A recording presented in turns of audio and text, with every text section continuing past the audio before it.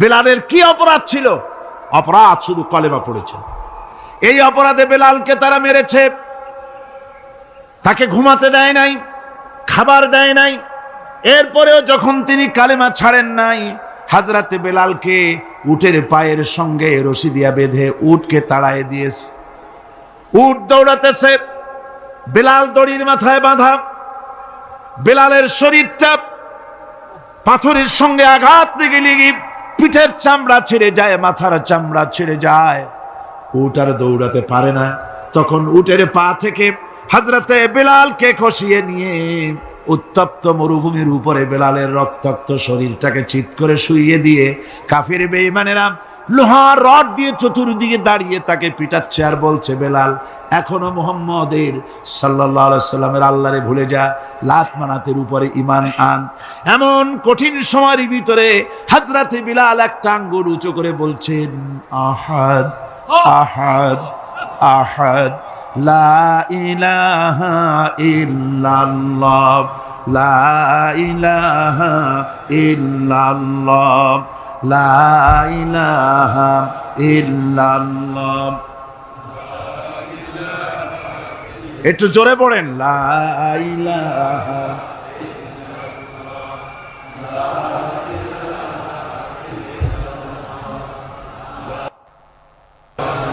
লা ইলাহা ইল্লাল্লাহু মুহাম্মাদুর রাসূলুল্লাহ। আমার ভাইরা, ওরা হযরতে খাব্বাবকে বেঁধেছে, খুঁটির সাথে বেঁধে চতুর্দিক থেকে তীর নিক্ষেপ করছে, তরবারি মারতেছে, শরীরের গোশত টুকরা টুকরা হয়ে পড়তেছে। এরপরে কাফেরের নেতা বলতেছে, থামো, একটা কথা বলে নেই। জিজ্ঞেস করছে, খাব্বাব তোমাকে ছেড়ে দিতে পারি, একটা শর্ত যদি মানো, তোমার পরিবর্তে এখানে এনে আল্লাহর নবীকে, তোমাদের নবীকে এনে বাঁধবো, তার উপর অত্যাচার করব, এটা যদি মানো তোমারে ছেড়ে দিতে পারি। এতক্ষণ ধরে যিনি তীর তরবারির আঘাত নীরবে সহ্য করতেছিলেন, এখন মানুষের এই কথার আঘাত তিনি সহ্য করতে পারলেন না। হযরতে খাব্বাব ডাক দিয়া বলেন, ও কাফির বেঈমানেরা শোনো, তোমাদের হাত দিয়া আল্লাহর নবীকে এখানে এনে, তোমাদের হাত দিয়ে তীর তরবারি তো দূরের কথা, তোমাদের নাপাক হাত দিয়া আল্লাহ নবীর গায়ে যদি একটা ফুলও নিক্ষেপ করো, আমার শরীরের ভিতরে এক ফোঁটা রক্ত থাকতে আমি তা বরদাস্ত করব না। চতুর্দিক থেকে মার আরম্ভ হয়ে গেল, গায়ের গোশত পড়ে যায়। হযরতে খাব্বাব মনে করলেন এখন তো আর জীবন বাঁচবে না, বুঝি মরে যাব। তিনি তখন বললেন, রব্বুল আলামিন, আমার তো সময় হয়ে এসেছে বোধহয়, আমার এখন জীবনের শেষ মুহূর্তে আমার মন চায় যদি দুইটা সেজদা তোমারে দিতে পারতাম, 2 রাকাত নামাজ যদি পড়তে পারতাম, জীবনটা আমার খুশি হয়ে যেত। কিন্তু আমি বান্ধা, কেমন করে আমি সেজদা দেব? সেজদা দেওয়ার কোনো উপায় আমার নাই। তবে কাবা শরীফের দিকে আমার মুখ ঘুরানো আছে, আমি আমার মাথাটা একটুখানি নিচু করে নিলাম। আমার এই মাথা নিচু করাকে আমার জীবনের শেষ সেজদা হিসাবে ধরে নিও। কাফির বেঈমানেরা হযরতে খাব্বাবের মাথা ধরি অন্যদিকে ঘুরিয়ে দিল। হযরতে খাব্বাব পড়লেন, ফাইনামা তুওয়াল্লু ফাতাম্মা ওয়াজহুল্লাহ। যেদিকেই মুখ ঘোরাও সেদিকেই আল্লাহ, আল্লাহ ছাড়া কোনো দিক নাই। আমার ভাইরা, এই জিহাদে এত বড় ফজিলত আল্লাহ রাব্বুল আলামিন রেখেছেন। দ্বীন প্রতিষ্ঠার জন্য যারা লড়ে, আল্লাহ পাক তাদের জন্য বিরাট নিয়ামত রেখেছেন। সুবহানাল্লাহ পড়ে, লা তামাসসুহান নার ওয়া আইনুন বাকাত মিন খাশিয়াতিল্লাহ ওয়া আইনুন বাতাত তাহরিসু ফি সাবিলিল্লাহ, রাওয়াহু তিরমিজি। হযরত ইবনে আব্বাস রাদিয়াল্লাহু তাআলা তিনি বলছেন, আমি রাসূলুল্লাহকে বলতে শুনেছি, আল্লাহ নবী বলেছেন, 2টি চোখকে জাহান্নামের আগুন 2টা চোখকে স্পর্শ করবে না। একটা চোখ হচ্ছে গভীর রাত্রে যারা আল্লাহর ভয়তে, জাহান্নামের ভয়তে যারা কান্দে, জাহান্নামের আগুন ওই চক্ষুকে স্পর্শ করবে না। আর যারা দ্বীন প্রতিষ্ঠার জন্য, আল্লাহর দ্বীন কায়েমের জন্য ময়দানে যারা লড়াই করে, রাতের বেলায় পাহারা দেয়, ওই পাহারারত চোখের মধ্যে জাহান্নামের আগুন ওই চোখে স্পর্শ করবে না। আমার ভাইরা, হযরত উসমান রাদিয়াল্লাহু তাআলা আনহু বলছেন, মান রাবাতা লাইলাতান ফি সাবিলিল্লাহ কানাত কাআলফি লাইলাতিন সিয়ামুহা ওয়া কিয়ামুহা। হাজার রাত ধরে রোজা রাখলে, হাজার রাত ধরে ইবাদত করলে, আর হাজার দিন ধরে রোজা রাখলে যে সওয়াব হবে, একটা ঘন্টা একটা রাত যদি কেউ পাহারা দেয় আল্লাহর দ্বীনকে প্রতিষ্ঠার জন্য, আল্লাহর দ্বীনের কোন ইসলামী রাষ্ট্রের প্রহরায় যদি কেউ যদি থাকে, একটা রাতে পাহারা দিয়ে যে সওয়াব হবে, হাজার হাজার বছর ধরে নামাজ রোজা করে ওই সওয়াব পাওয়া যাবে না। সুবহানাল্লাহ। অর্থাৎ হাজার বছর ধরে নামাজ রোজা করার মতোই সওয়াব পাহারা দেওয়া আল্লাহর দ্বীনের ইসলামের রাষ্ট্রকে। বন্ধুগণ, রাসূল পাক সাল্লাল্লাহু আলাইহি ওয়াসাল্লাম তিনি বলেছেন, কিয়ামতের দিন জাহান্নামের আগুন আর জিহাদের ময়দানের ধুলি, এ দুটি একসঙ্গে কোনো মানুষের পেটের মধ্যে প্রবেশ করবে না। রাসূল পাক সাল্লাল্লাহু আলাইহি ওয়াসাল্লামের একটি হাদিস যা মিশকাত শরীফের মধ্যে বর্ণিত আছে। মিশকাত শরীফের সম্ভবত 336 পৃষ্ঠায় এই হাদিসটি বর্ণনা করা হয়েছে যে হযরত ইবনে আয়েশ রাদিয়াল্লাহু তাআলা আনহু হচ্ছেন এই হাদিসের রাবী। তিনি বলছেন, একবার হুজুর সাল্লাল্লাহু আলাইহি ওয়াসাল্লাম এক ব্যক্তির জানাজায় গিয়ে উপস্থিত হলেন। হযরত ওমর রাদিয়াল্লাহু তাআলা আনহু তখন হুজুরকে বললেন, হে রাসূল, আপনি এই লোকটার জানাজা পড়বেন? এই লোক তো ইসলামের এই ক্ষতি করেছে, সেই ক্ষতি করেছে, অমুক করেছে, এই লোকটার আপনি জানাজা পড়বেন? হুজুর তখন উপস্থিত লোকদের জিজ্ঞেস করলেন, হাজিরিন, তোমরা কি কেউ এই লোকটাকে কোন ইসলামের ভালো কাজ করতে দেখেছো? একজন লোক দাঁড়িয়ে গেলেন, তিনি বললেন, হে আল্লাহর নবী, আমি সাক্ষী, আমি দেখেছি। একটা মুজাহিদ বাহিনী জিহাদ করে ফিরতে ছিল, তো এক জায়গায় তারা ডেরা গাড়লো, শিবির স্থাপন করলো রাত কাটাবে বলে। আমি দেখেছি এই লোকটি সারা রাত সেই মুজাহিদদেরকে, সাহাবীদেরকে সারা রাত জেগে জেগে পাহারা দিয়েছে। আল্লাহর নবী জানাজার ইমামতি করলেন, আর এরপরে তাকে কবরের মধ্যে মাদফুন করে দিয়ে নবীজি তার কবরের পাশে দাঁড়িয়ে বললেন, ইন্না আসহাবাকা ইয়াযুন্নুনা আন্নাকা মিন আহলিন নার ওয়া আনা আশহাদু আন্নাকা মিন আহলিল জান্নাহ। নবীজি বলছেন, ও কবরবাসী, তোমার সাথীরা মনে করে তুমি জাহান্নামী, আর আমি নবী মুহাম্মদ সাল্লাল্লাহু আলাইহি ওয়াসাল্লাম সাক্ষী দিচ্ছি তুমি বেশক আল্লাহর বেহেশতি, তুমি অবশ্যই আল্লাহর জান্নাতে যাবে। এরপর হযরত ওমরের দিকে ফিরে রাসূলুল্লাহ বললেন, ওমর, মানুষের শুধু বাহ্য দৃশ্যটাই দেখো না, তার অন্তরের জজবাটাকেও কদর করো। সুবহানাল্লাহ বিহামদিহি। এই জিহাদের ময়দানে যারা কাজ করে, জান দেয়, মাল দেয়, আল্লাহ পাক তাদের উপরে রহম করেন। এই জিহাদ হচ্ছে এক অগ্নি পরীক্ষা। এই জিহাদটা কি? অগ্নি পরীক্ষা। এমনি এমনি বেহেশতে যাওয়া যাবে না ভাই। আল্লাহ রাব্বুল আলামিন কোরআনে কারীমের মধ্যে বলেছেন, আহাসিবান নাসু আইয়ুতরাকু আইয়াকুলু আমান্না ওয়া হুম লা ইফতানুন। লোকেরা কি ভেবেছে নাকি যে ঈমান এনেছি এই কথাটা বললেই আমি বেহেশত দিয়ে দিব, মুমিন বলে সার্টিফাই করব? না, যখনই তারা বলবে আমি মুমিন, আমি তখন তাকে অবশ্যই পরীক্ষা করব, এই পরীক্ষায় তাকে পাশ করতে হবে। কোরআনে কারীমে আল্লাহ রাব্বুল আলামিন অনেক জায়গায় এই কথাগুলি বলেছেন। এমনি এমনি ছেড়ে দেওয়া হবে না।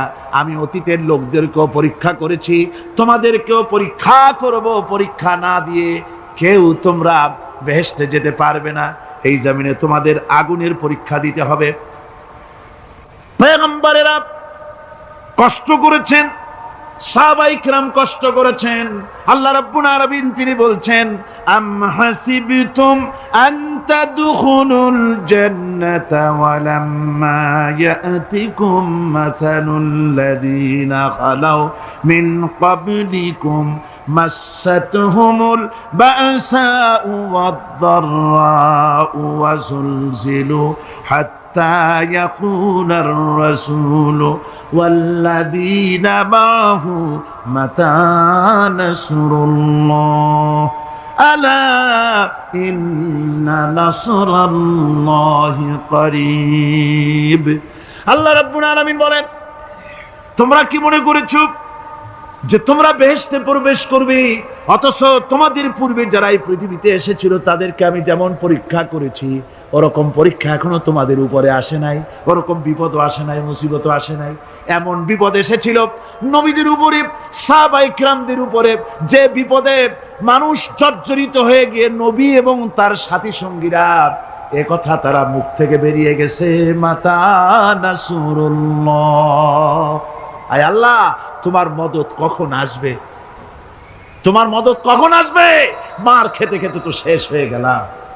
এইভাবে যখন মার আসে চতুর্দিক থেকে আর মুমিনেরা ময়দানে পা জমায়ে টিকে থাকে দিন প্রতিষ্ঠার জন্য, আল্লাহ তখন খুশি হয়ে এক সময় ঘোষণা করে দিবেন, আলা ইন্না নাসরাল্লাহি করিব, আর দেরি নাই, আমার মদত আমার সাহায্য তোমাদের জন্য অবধারিত। সুবহানাল্লাহ। আমার ভাইরা, বিষয়টা সহজ নয়। শুধু দুইটা সেজদা দিয়া, শুধু তাহাজ্জুদের দুই কিছু নামাজ পড়িয়া আল্লাহর জান্নাতে যাওয়া এত সহজ নয়, রাস্তা খুব কঠিন, রাস্তা খুব। ये शहादत गाहे उल्फत में कदम रखना, ये शहादत गाहे उल्फत में कदम रखना, लोग समझते हैं आसान है मुसलमान होना। এটা হলো শাহাদাতের উত্তপ্ত ময়দানে পা রাখা। লোকেরা মনে করে ইসলাম গ্রহণ করা, মুসলমান হওয়া বুঝি বড় সহজ ব্যাপার। এত সহজ না।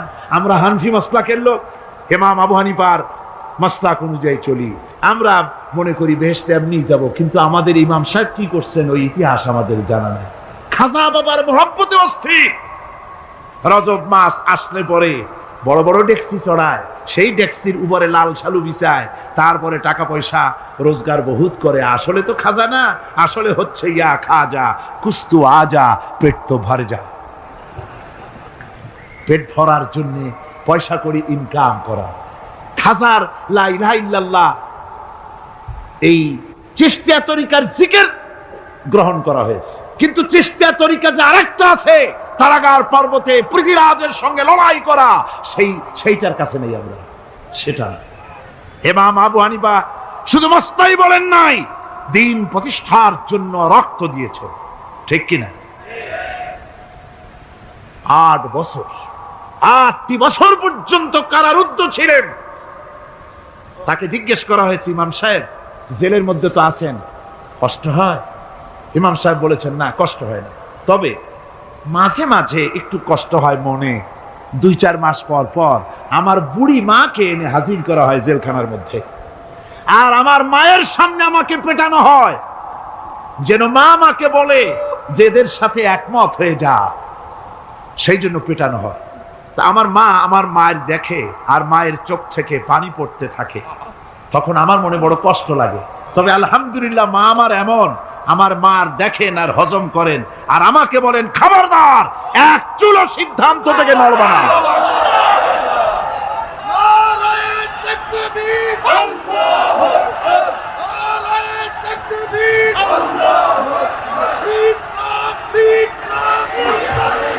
আমার ভাইরা, ইমাম মালিক 28 দিন পর্যন্ত তাকে বাতিলরা বেঁধে দিয়ে গেছে, হাত পিঠ মোড়া দিয়ে 28 দিন বাঁধা। এই হাত বাহু থেকে ডিসকানেক্ট হয়ে গিয়েছে, এই বাহুর জোড়া থেকে ডিসকানেক্ট হয়ে গিয়েছিল হাত, 28 দিন পর্যন্ত বাঁধা ছিল। ইমাম আহমদ বিন হাম্বল, ইসলাম বিরোধীরা তাকে পিটাইছে, প্রত্যেকটা চাবুকের সাথে গায়ের গোশত উঠে এসেছে। এজন্য কবি বলতেছি, पैरवी बू हनीफा की सनद जिंदान है, हम्बली होता है पीठ पर दुर्रे खाने की बात। হানাফি হতে চাও, জেল জরিমানার জন্য প্রস্তুতি নাও। শুধু সবরি কলা খাইয়া বেহেশতে যাওয়া যাবে না, এত সহজ না। আঙ্গুর বেদানা, সবরি কলা আর দুধের স্বরের উপর ইসলাম আসে নাই, ইসলাম এসেছে উত্তপ্ত ময়দানের উপরে। জান দিয়ে রক্ত দিয়ে ইসলাম প্রতিষ্ঠা হয়ে গোটা দুনিয়ার নির্যাতিত নিপীড়িত জনতার মুখে হাসি ফুটিয়েছে ইসলাম।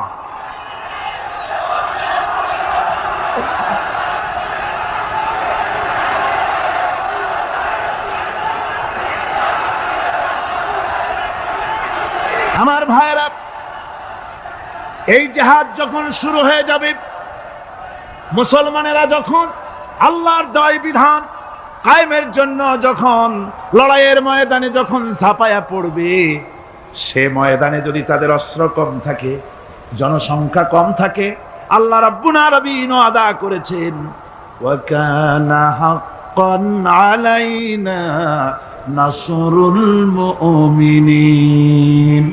আল্লাহ রাব্বুল আলামিন বলেন, মুমিনরা যখন বিপদে পড়ে যায় তখন মুমিনদের সাহায্য করা আমি আল্লাহর জন্য ওয়াজিব হয়ে যায়। আমি আল্লাহর জন্য ওয়াজিব।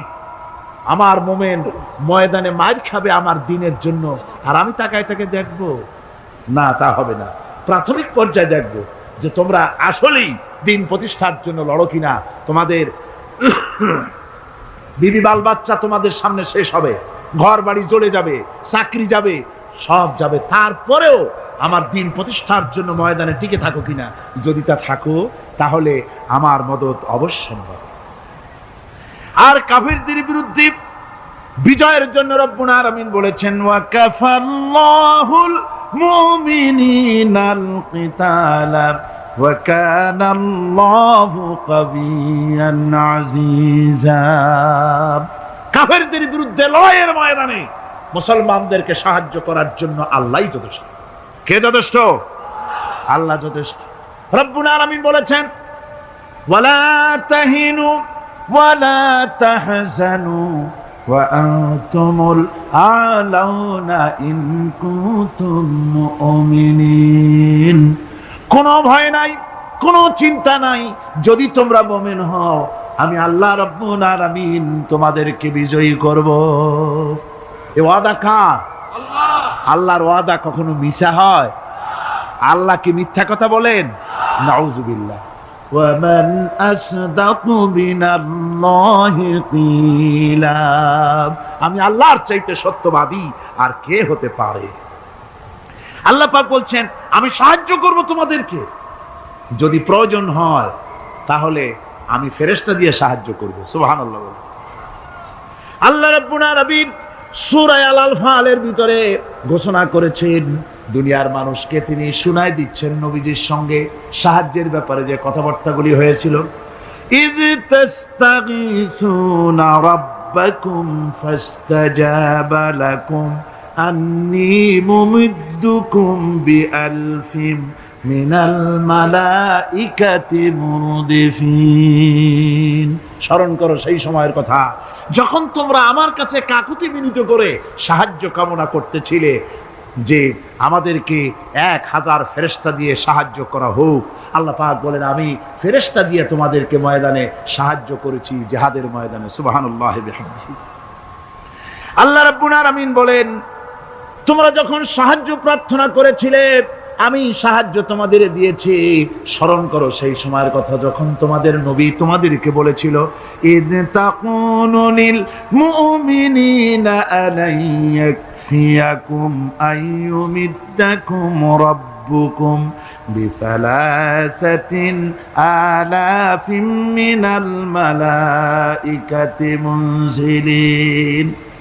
আল্লাহ রাব্বুল আলামিন বলেন, আমি এইভাবে করে যখন তোমাদের নবী তোমাদেরকে বলেছিল যে তোমাদের জন্য এটা কি যথেষ্ট নয় যে আল্লাহ পাক তোমাদের জন্য 3000 দিয়ে ফেরেশতা নাজিল করবেন, আমি তখন 3000 ফেরেশতা নয় বরং 5000 ফেরেশতা দিয়ে তোমাদেরকে সাহায্য করার ওয়াদা করেছি। 3000 নয়, 5000 চিহ্নযুক্ত ফেরেশতা নাজিল করে দিয়ে তোমাদের সাহায্য করব বলে আমি ওয়াদা করেছি। আজও সেই মদদ আল্লাহর পক্ষ থেকে আমাদের জন্য ওই মদদ আজও আসতে পারে। কবি বলছেন, ফেজায়ে বদরে পয়দা কুন ফিরিস্তে তেরি নুসরত কো উতর सकते गर्दों से कतर अंदर कतर अभी। বদরের মুসলমানদের মতো যদি ঈমান তোমাদের আসে তাহলে আজও আকাশ থেকে কাতারে কাতারে ফেরেশতা আমি আল্লাহ অবতীর্ণ করে দিতে পারি। সুবহানাল্লাহ বিহামদিহি। আমার ভাইরা, হযরতে সাদ বিন আবি ওয়াক্কাস রাদিয়াল্লাহু তাআলা আনহু তিনি কাদিসিয়ার যুদ্ধের পর যখন পারস্য দখলের জন্য চললেন, পহরাসনগর অবরোধ করলেন, সামনে পড়ল নদী। এই নদী পাড়ি দিবেন, সাথে তার হাজার হাজার সৈন্য, এই সৈন্য নিয়ে নদী পাড়ি দিবেন। জিজ্ঞেস করলেন সাহাবীদের, তোমরা কি চাও ইসলামের আন্দোলন, ইসলামের জিহাদ, আল্লাহর দ্বীন এখানেই শেষ হয়ে যাক, এটা চাও, না ইসলামের এই কলেমার আওয়াজ নদীর ওপারেও নিয়ে যেতে হবে, অথচ আমাদের কাছে কোনো পারাপারের কোনো নৌকা নাই, কি করতে চাও? সাহাবীরা বললেন, আমরা আপনার অর্ডার ফলো করব, আমরা এই নদীর ওপারে গিয়েও কালেমার পতাকাকে উড্ডীন করতে চাই, কালেমার সুশীতল ছায়াতলে গোটা দুনিয়াকে আনতে চাই।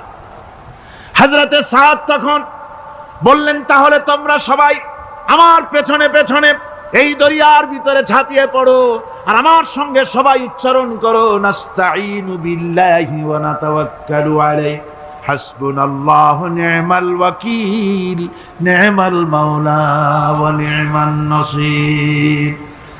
ইতিহাস লিখতেছি, 60,000 সৈন্য তাদের অশ্ব নিয়ে, তাদের উষ্ট্র নিয়ে, তাদের মালপত্র নিয়ে, জিহাদের সামান নিয়ে শ্রাবণের খরস্রোতা নদী, উত্তাল তরঙ্গমালায় ভরা নদীর উপর থেকে এই সাহাবীরা পাড়ি দিয়ে ওপার চলে গেলেন। ওপার যাওয়ার পরে হযরতে সাদ বলছেন, তোমাদের কেউ কি হারায় গেছে নাকি? সবাই এদিক ওদিক তাকায়, খোঁজ করে বলল, মানুষ তো দূরের কথা, একটা উট আর ঘোড়াও একটাও হারায় যায় নাই। একজন বলল, আমার একটা পেয়ালা, যে পেয়ালা আমি পানি পান করতাম, সেই পেয়ালাটা তুফানে ছিটকে কোথায় চলে গেছে, ওইটা হারায় গেছে। হযরতে সাদ বলেন, মুজাহিদের কোন জিনিস দরিয়া নিতে পারে না, অবশ্যই তা ফেরত আসবে। এই কথা তিনি বলতেছিলেন, হঠাৎ করে দরিয়ার কিনারে একটা আওয়াজ হলো, দেখা গেল তুফানের ভিতরে সেই হারানো বাটিটা তাদের মধ্যে ফিরে এসেছে। আল্লাহু আকবার! মুজাহিদদেরকে সাহায্য করেন স্বয়ং আল্লাহ রাব্বুল আলামিন। আফ্রিকার জঙ্গলের কাছে ভিন্ন ইতিহাস, জঙ্গলের কাছেই মুসলমানদেরকে থাকতে দেওয়া হয়েছিল। মনে করা হয়েছিল জঙ্গলের সমস্ত হিংস্র প্রাণীরা এই মুসলমানদের শেষ করে দেবে, যুদ্ধ করা লাগবে না। হযরতে সাদ সে অবস্থা বুঝতে পারলেন, তিনি একটা মঞ্চ তৈরি করলেন। সেই মঞ্চের উপরে দাঁড়ায় জঙ্গলের প্রাণীদের দিকে লক্ষ্য করে তিনি নোটিশ জারি করে দিলেন, বললেন, ইয়া আইয়াতুহাল হাশারাতু ওয়াস-সিবাউ নাহনু আসহাবু রাসূলুল্লাহ সাল্লাল্লাহু আলাইহি ওয়াসাল্লাম। হে জঙ্গলের হিংস্র প্রাণীরা, আমরা আল্লাহ রাসূলের সাহাবী, ফাইন্না নাজিলুনা ফামান ওয়াজাদনা বাদাহু কাতালনাহু। আমরা রাসূলের সাহাবী, এইখানে আল্লাহর দ্বীনকে কায়েম করার জন্য আমরা এসেছি, আল্লাহর কলেমার আওয়াজ নিয়ে আমরা এখানে রাত কাটাবো। সুতরাং এই জঙ্গলের ভিতরে হিংস্র প্রাণী যত আছো, সব আমাদের এই জায়গা ছেড়ে অন্যত্র চলে যাও। আফ্রিকার জঙ্গলি মানুষেরা চিন্তা করলো, মানুষের কথা কি জঙ্গলি প্রাণীতে শোনে নাকি, পাগলে কয় কি? তারা তাকায় তাকায় দেখলো, হযরতে সাদের এই ঘোষণার পরে বাঘের কাতারে বাঘ, সিংহের কাতারে সিংহ, সাপের কাতারে সাপ, যার যার ডিম আর বাচ্চাগুলি মুখে কামড়ায়া সাহাবীদের এলাকা ছেড়ে দিয়ে তারা অন্যত্র চলে গেল। আমার মুসলমান ভাইরা, এই ছিল মুসলমানদের ইতিহাস। দ্বীন প্রতিষ্ঠা করার কাজে মুসলমান এগোলে আল্লাহই মদত করেন। কে মদত করেন? বিশ্বকবি, কবি সম্রাট আল্লামা ইকবাল রহমতুল্লাহ আলাইহি বলেছেন, দস্ত দস্ত है दरिया भी न छोड़े हमने, दस्त दस्त है दरिया भी न छोड़े हमने, बहर जुल्मत पे दौड़ा दिए घोड़े हमने। আমরা সেই মুসলমান, প্রান্তর তো প্রান্তর, আমরা দরিয়ার খরস্রোতা উত্তাল তরঙ্গের উপর থেকে ঘোড়া দাবড়িয়ে আফ্রিকার ভূখণ্ডে কালেমার পতাকা আমরা উড্ডীন করেছি। আমরা সেই মুসলমান।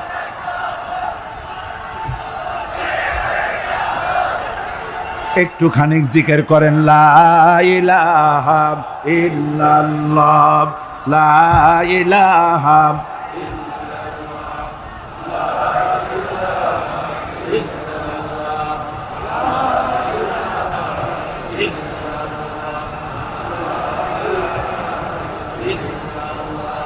লা ইলাহা ইল্লাল্লাহু মুহাম্মাদুর রাসূলুল্লাহ। সমুদ্রের ঢেউকে, দাজলা নদীর ঢেউকে আল্লামা ইকবাল স্মরণ করে দিচ্ছেন। ও দরিয়ার ঢেউ, ऐ मौज जजला तू भी पहचानती है हमको, अब तक है तेरा दरिया अफसाना हमारा। হে টাইগ্রিসের উত্তাল তরঙ্গমালা, নিশ্চয়ই তোমার ভুলে যাওয়ার কথা নয় যে তোমার উপর থেকেই আমরা দরিয়া পার হয়ে উপরে গিয়ে কালেমার পতাকা উড্ডীন করেছিলাম। আমরা সেই মুসলমান, আজ ইসলামী চেতনা হারায়া আমরা আজকে দুনিয়ার মধ্যে সবচাইতে লাঞ্ছিত, পদদলিত, হেয় প্রতিপন্ন জাতিতে পরিণত হয়েছি। আমার ভাইরা, মহাকবি, বিশ্বকবি, কবি সম্রাট আল্লামা ইকবাল রহমাতুল্লাহ আলাইহি সুন্দর করে বলেছেন, মুসলমানদেরকে লক্ষ্য করে বলেছেন, ঘোষণা করো, বাতিলদেরকে জানায়া দাও, আমরা মাথা নত করার জাতি নই। আমরা মাথা নত করার জাতি? ভারত আজ আমাদের দিকে চোখ রাঙায়, ভারত চোখ রাঙায় তাকায় আমাদের দিকে, দুনিয়ার অনেকেই আমাদের দিকে চোখ রাঙায়। বিশ্বকবি আল্লামা ইকবাল বলেছেন, বাতিল সে দবনে ওয়ালে আয়ে আসমান নেহি হাম, बातिल से दबने वाले आए आसमां नहीं हम, सो बर कर चुका है तू इम्तिहान हमारा। বাতিলের সামনে মাথা নত করার জাতি আমরা নই। ওই আকাশ সাক্ষী, ওই জমিন সাক্ষী, আমরা মাথা দিয়েছি কিন্তু মাথা নত করি নাই, শির দিয়েছি আমামা দেই নেই, সে জাতি আমরা। সুবহানাল্লাহ ওয়া বিহামদিহি। সেই জাতি আজ দুনিয়ার বুকে লাঞ্ছিত, পদদলিত হচ্ছে। কারণ কি? কারণ হচ্ছে একমাত্র এই যে আমরা আমাদের জীবনের উদ্দেশ্য ভুলে গিয়েছি। আমার ভাইয়েরা, আল্লাহর এই রাস্তায়, আল্লাহর এই দিন প্রতিষ্ঠার জন্য লড়াই হবে, জিহাদ হবে। জিহাদের কথাই বলতেছি। এই জিহাদ হলো পৃথিবীর নির্যাতিত, নিপীড়িত মানুষের মুক্তির জন্য জিহাদ। জিহাদ কি জন্যে? আমরা রাষ্ট্রপ্রধান হব, আমরা দেশ দখল করব, নেতৃত্ব দিব, এজন্য নয়। আমরা জিহাদ করব মানুষকে, মানুষের তৈরি করা মতবাদ, নির্যাতন থেকে, জুলম থেকে, অত্যাচার থেকে মানুষকে বাঁচাবার জন্য, মানবতা, নিগৃহীত নির্যাতিত মানবতার মুখে মুক্তির হাসি ফুটাবার জন্য আমরা করব লড়াই। সেই লড়াইয়ে এগিয়ে আসতে হবে তরুণদেরকে। কাদেরকে? জোরে বলতে হবে, কাদেরকে? তরুণদের আসতে হবে, যুবকদের আসতে হবে। আমার আনন্দে বুক ভরে যায় যখন দেখি মাহফিলে, আজকে তো এই মাহফিল কোরআনে কারীমের কথা এই ভূখণ্ডে আল্লাহ বলার তৌফিক দিয়েছেন। 35টি বছর পার হয়ে গেছে, জীবনের 35টি বছর কোরআনে কারীমের সামান্য একটু খেদমত করার তৌফিক আল্লাহ পাক দান করেছে। যখন এই কাজ প্রথম শুরু করি তখন দেখেছি মাহফিলে যারা আসে তাদের 95% দাড়ি পাকা বুড়া মানুষ। কিন্তু দিন যত যেতে লাগলো, 71 পার হয়ে গেল, 72, 73, 74 এলো, আস্তে আস্তে দেখা গেল চিত্র উল্টে গেল। আজ মসজিদে তরুণদের জন্য জায়গা পাওয়া যায় না। যারা মসজিদে যায় সব তরুণ, যারা আগে হজে যেত সব বুড়া মানুষ, পাপ করার আর কোনো বয়স নাই, তখন যাইতো হজ করতে। এখন আলহামদুলিল্লাহ তরুণেরা যায় হজ করতে বেশিরভাগ। আজকের মাহফিল দেখুন, দাঁড়ায় দেখতে বলি নাই, জায়গায় বসে আর ডাইনে বা একটু তাকায় দেখেন কারা বেশি, দাড়ি পাকা না যুবক? যুবক আর তরুণ দিয়ে আল্লাহর এই মুজাহিদ, আল্লাহর এই গোলামদের দিয়ে আল্লাহ মাহফিল ভরে দিয়েছেন। জোরে কোন সুবহানাল্লাহ, জোরে কোন আলহামদুলিল্লাহ। এই তরুণ যুবকরাই হচ্ছে ইসলামের সম্পদ। ইসলামের সম্পদ কে? তরুণ আর যুবকেরা। তোমাদের অবদান ইসলামে সব চাইতে বেশি। মনে রাখবেন যুবকেরা, শোনো, ইসলাম প্রতিষ্ঠিত হয়েছে তোমাদের রক্তের উপরে। কাদের রক্তের উপরে? যুবকদের রক্তের উপরে। যারা ইসলাম প্রথম কবুল করেছিলেন তারা কিন্তু বুড়ো ছিলেন না কেউ, প্রথম যে ব্যক্তি ইসলাম কবুল করলেন হযরতে সাইয়্যিদুনা আবু বকর সিদ্দিক রাদিয়াল্লাহু তাআলা আনহু। বয়স ছিল 37 বছর। 37 বছর বয়সে দাঁত টাত পড়িয়া খুনখুনা বুড়া হয়ে গেছিল নাকি? হযরত ওমর ইসলাম যখন কবুল করেন তখন তিনি ছিলেন 26 বছরের টকবগে যুবক। যৌবনের রক্ত পা এবং মাথা পর্যন্ত শিরায় উপশিরায় ধাবমান এই যুবক হযরত ওমর 26 বছর বয়সের সময় ইসলাম কবুল করেন। হযরত আব্দুর রহমান বিন আউফ যখন ইসলাম কবুল করেন বয়স ছিল মাত্র 17 বছর। হযরত আলী যখন ইসলাম কবুল করেন তখন বয়স ছিল মাত্র 8.5 বছর। তোমাদের মতো তরুণেরা, যুবকেরাই সর্বপ্রথম কলেমার পতাকা ধারণ করে রাসূলকে সাহায্য করেছিল। সুবহানাল্লাহ।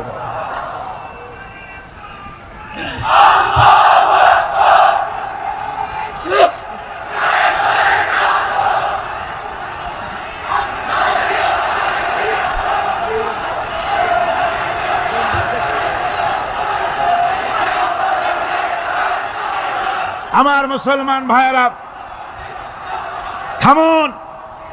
আমার ভাইয়েরা, যুবকদের অবদানই চিরকাল ইসলামে বেশি ছিল। তাই বলে যারা বৃদ্ধ মানুষ তাদের কিন্তু কোনো মন খারাপ করার কোনো কারণ নাই, ঠিক কিনা? যেহেতু আমরা যারা বয়সের প্রান্তে এসে গেছি আমরাও ওই যৌবন কালটা পেরিয়ে এসেছি, ঠিক কিনা? আরেকটি কথা, কিয়ামতের দিন কোন বুড়ো মানুষ বেহেশতে যাবে না, সব যুবকরা যাবে। বেহেশতে যাবে কারা? বুড়োরা বোধহয় ভয় পেয়ে গেছেন।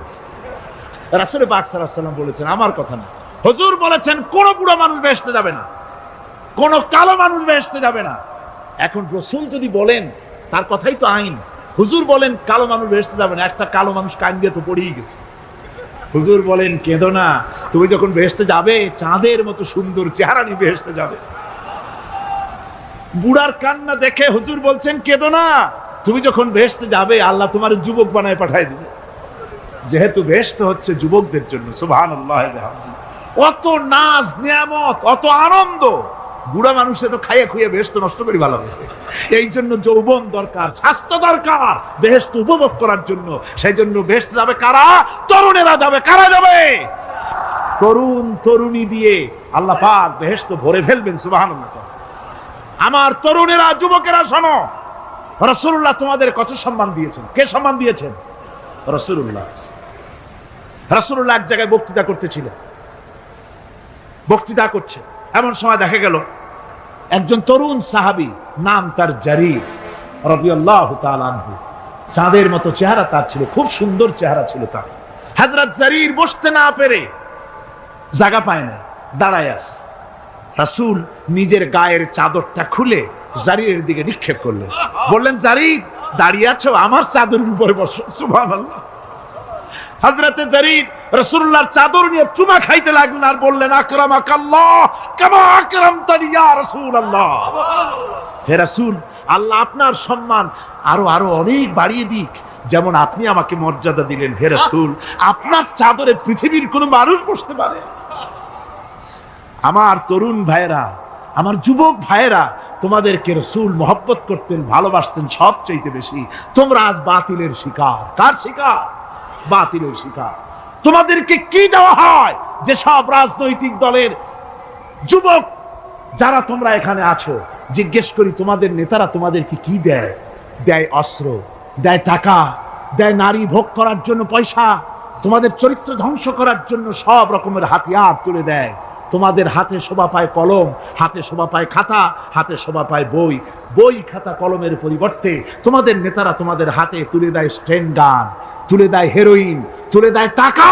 এরা তোমাদের নেতা নয়, এরা তোমাদের জীবনের দুশমন। জোরে বলেন এরা কি?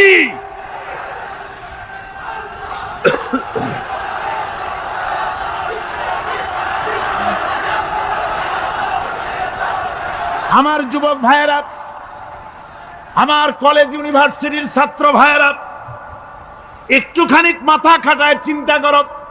তোমার নেতারা যারা ঢাকা থেকে আসে বা এখানে বাস করে, ওই নেতারা যখন রাজনৈতিক প্রোগ্রাম করতে আসে তখন কি একবারের জন্য তোমাদেরকে বলে, ও ছেলেরা তোমরা কি নামাজ ঠিক মতো পড়ো কিনা? বলে? এই যে রোজা আসতেছে, খবরদার বাবারা তোমরা রোজা রেখো, এরকম কথা বলে নাকি? তোমার ওস্তাদদের সম্মান করো, এ কথা বলে নাকি? বরং টাকা দেয়, পয়সা দেয়, যে শিক্ষক তোমার মতের উল্টা করবে ঠ্যাঙ্গাইয়া জনমের মতো টাইট করে দিবা, ঠিক কিনা? তোমার নেতারা কি কোনোদিন বলে নাকি, ও আমার সংগঠনের ছেলেরা মা বাপের খেদমত করবে, মা বাপের সম্মান করবে, খবরদার মা বাপের সঙ্গে বেয়াদবি করবে না, সন্ত্রাস করবে না, অস্ত্রবাজি করবে না, মানুষকে কষ্ট দিবে না, এমন কোনো কথা বলে না?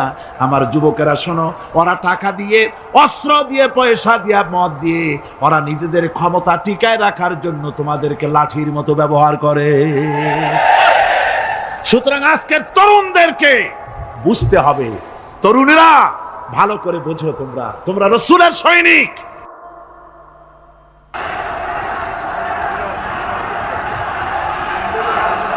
তোমাদের পক্ষে সম্ভব। বসুন, আমি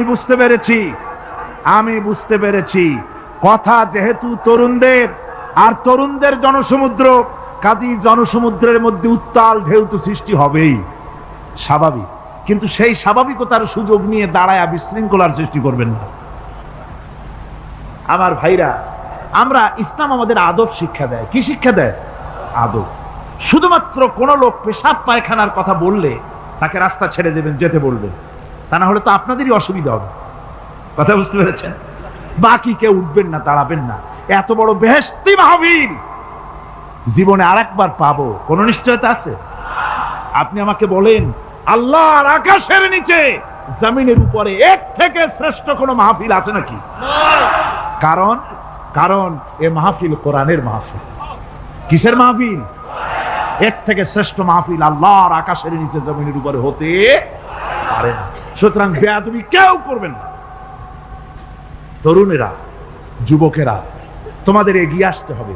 নির্যাতিত মানবতার পাশে তোমাদেরকে দাঁড়াতে হবে। আজ শ্রমিকরা তাদের ন্যায্য পাওনা পাচ্ছে না, কৃষক তাদের উৎপাদনের মূল্য পাচ্ছে না, নারী তার সতীত্বের গ্যারান্টি পাচ্ছে না। মানুষেরা আজ নির্যাতিত, নিপীড়িত। সারা পৃথিবীতে Bosnia, Algeria, Somalia, Palestine, Kashmir, Burma, Philippines, Bharat, পৃথিবীর সর্বত্র নির্যাতিত মুসলমানদেরকে বাঁচাবার জন্য আমার খালিদ বিন ওলীদের উত্তরসূরিরা, সালাউদ্দিন আইয়ুবী, জামালউদ্দিন আফগানি, হযরত আলীর উত্তরসূরি, আজকের মাহফিলের যুবক আর তরুণরা, তোমরা কি রক্ত দিতে পারবে?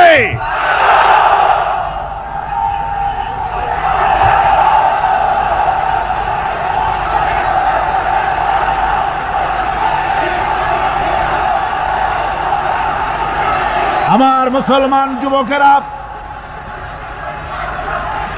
আল্লাহর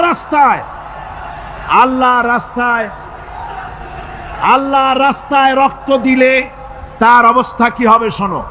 আল্লাহ রাব্বুল আলামিন বলেছেন, ওয়ালা তাকুলু লিমান ইউকতালু ফি সাবিলিল্লাহি আমওয়াত বাল আহইয়াউ ওয়ালাকিন লা তাশউরুন। আল্লাহ রাব্বুল আলামিন বলেন, আমার রাস্তায় যারা নিহত হয়েছে, আমার রাস্তায় যারা জীবন দিল, ওরা মরে গেছে এই কথা তোমরা বলো না, ওরা জিন্দা। ওরা কি? আমার রাস্তায়, আমার দিন প্রতিষ্ঠার জন্য, মানবতার মুখে হাসি ফুটাবার জন্য, নির্যাতিত মানবতার গোলামীর জিনজির থেকে তাদেরকে বাঁচাবার জন্য সংগ্রাম করতে গিয়ে যারা জীবন দিল, ওরা মরে নাই, ওরা জিন্দা। ওরা কি? জিন্দা। আল্লাহ পাক বলেন, ওরা জিন্দা তোমরা জানো না, আমার কাছ থেকে তারা রিজেক্ট প্রাপ্ত হয়।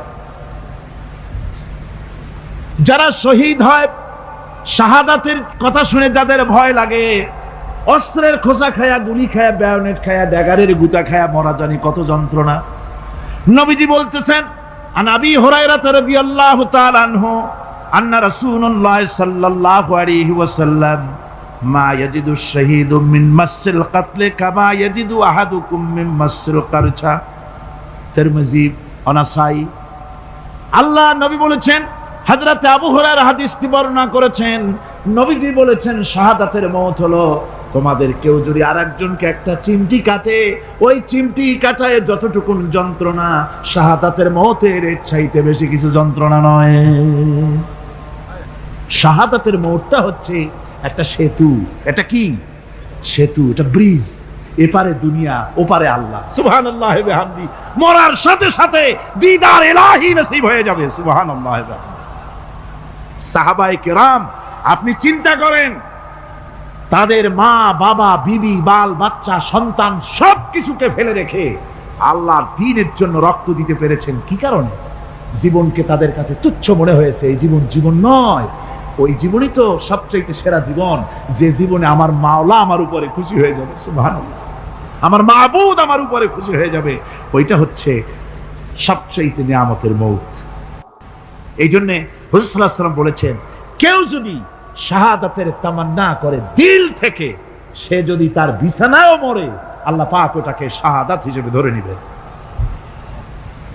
হযরত ওমর রাদিয়াল্লাহু তাআলা আনহু দোয়া করতেন, আল্লাহুম্মা রযুকনি শাহাদাতান ফি সাবিলিক ওয়াজআল মাউতি ফি বালাদি রাসূলিক। আয় আল্লাহ, তুমি দয়া করে মেহেরবানি করে আমাকে শাহাদাতের পেয়ালা পান করাও। শাহাদাতের মওত সবচেয়ে নিয়ামতের মওত। কিয়ামতের দিন এই শহীদ তার আত্মীয় স্বজনের ব্যাপারে 70 জন লোকের ব্যাপারে আল্লাহর কাছে সুপারিশ করার মতো পাওয়ার লাভ করবে। শহীদ ভাইরা, এই শাহাদাত নসিব হওয়ার জন্য তামান্না আমাদের দিলের মধ্যে থাকা উচিত। আল্লাহর দ্বীন প্রতিষ্ঠার জন্য প্রয়োজনে আমরা জান দিব, মাল দিব। পারবো না? পারবো কিনা? আমার ভাইরা, আব্দুল উজ্জা মক্কা শরীফে বাড়ি, 20 বছরের যুবক, কলিজার মধ্যে সবসময় চায় এতিম মানুষ, বাপ মারা গেছে একেবারে ছোট অবস্থায়, খুব গরিব। চাচা তাকে বড় করেছে, চাচা তাকে ঘর দিয়েছে, বাড়ি দিয়েছে। বুখারীর হাদিস, বুখারী শরীফে এসেছে। বাড়ি ঘর জায়গা জমি সোনা দানা টাকা পয়সা উট ঘোড়া সব দিয়েছে, প্রতিষ্ঠিত করে দিয়েছে। কিন্তু আব্দুল উজ্জা শান্তি পায় না। রাসূল পাক সাল্লাল্লাহু আলাইহি ওয়াসাল্লাম দ্বীনের দাওয়াত দিচ্ছেন, মন চায় তাওহীদের এই সুরা সেও পান করে, কিন্তু চাচার ভয়তে পারে না। মনটা চাচ্ছে, আহা, চাচা যদি ইসলাম কবুল করতো তাহলে আমার জন্য ব্যাপারটা সহজ হয়ে যেত। এভাবে চিন্তা করতেছে। হঠাৎ একদিন রাসূল পাক সাল্লাল্লাহু আলাইহি ওয়াসাল্লাম হিজরত করলেন। এরপরে আব্দুল উজ্জার ধৈর্যের বাঁধ ভেঙে গেল। আব্দুল উজ্জা গিয়ে বলছে, চাচা, মুহাম্মদ সাল্লাল্লাহু আলাইহি ওয়াসাল্লামের নাম তো নিশ্চয়ই শুনেছেন। বলে, হ্যাঁ শুনেছি। তিনি যে ইসলামের দাওয়াত দেন, ওটা আপনার কাছে কেমন লাগে? তার মানে বলছে যে আমার কাছে তো খুব ভালো লাগে। চাচা, ইসলাম কি কবুল করবেন? এই অগণিত মূর্তির সামনে মাথা নত করে আমাদের কোনো লাভ নাই। ওই মূর্তিগুলি আমাদের কোনো সাহায্য করতে পারে না। এক আল্লাহ বিশ্বাস করার জন্য মুহাম্মদ সাল্লাল্লাহু আলাইহি ওয়াসাল্লাম আমাদের বলেছেন।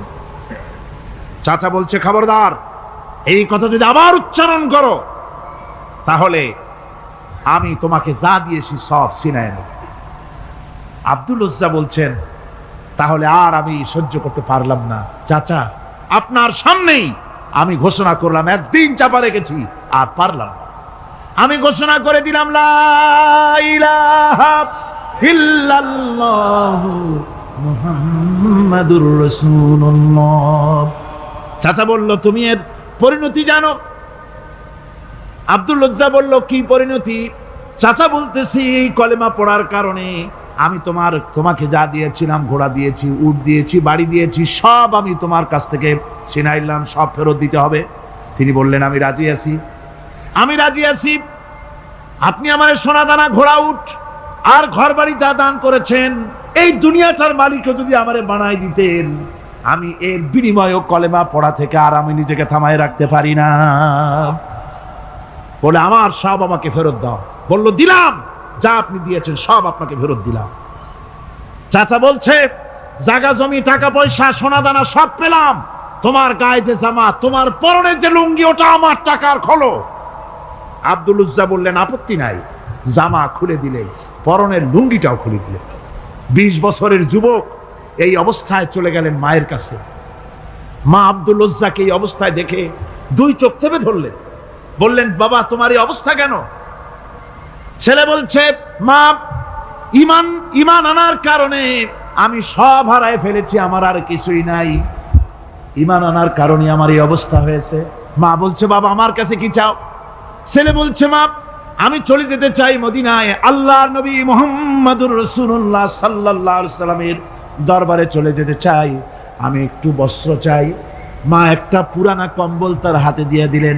আব্দুল উজ্জা কম্বলটাকে ছিঁড়ে এক টুকরা কোন রকম হাঁটুর উপরে জড়ায় নিলেন, আর এক টুকরা গায়ে দিয়ে নিলেন। আব্দুল উজ্জা আবার বহু কষ্ট করে মরুভূমি পাড়ি দিয়ে মদিনা মুনাওয়ারায় চলে গিয়ে বাব জিবরিল থেকে ঢুকে আসহাবে সুফফার চবুতরার সামনে বসে আছেন, ছেঁড়া কম্বল পরা। এবার বিশ্ব নবী, দুনিয়া আখিরাতের বাদশা জনাবে মুহাম্মদ রাসূলুল্লাহ সাল্লাল্লাহু আলাইহি ওয়াসাল্লাম যখন মসজিদের নিজের ঘরের থেকে দরজা খুলে বেরিয়েছেন, দেখেন এক যুবক বসা, একটা আধাটা কম্বল পরা, হাঁটুর উপরে কোন রকম করে রানটা লজ্জাস্থানটা ঢাকার, গায়ে একটা ছেঁড়া কম্বল। তার এই অবস্থা দেখে হুজুর জিজ্ঞেস করেন, তুমি কে? যুবক বলছে, আমি আব্দুল উজ্জা।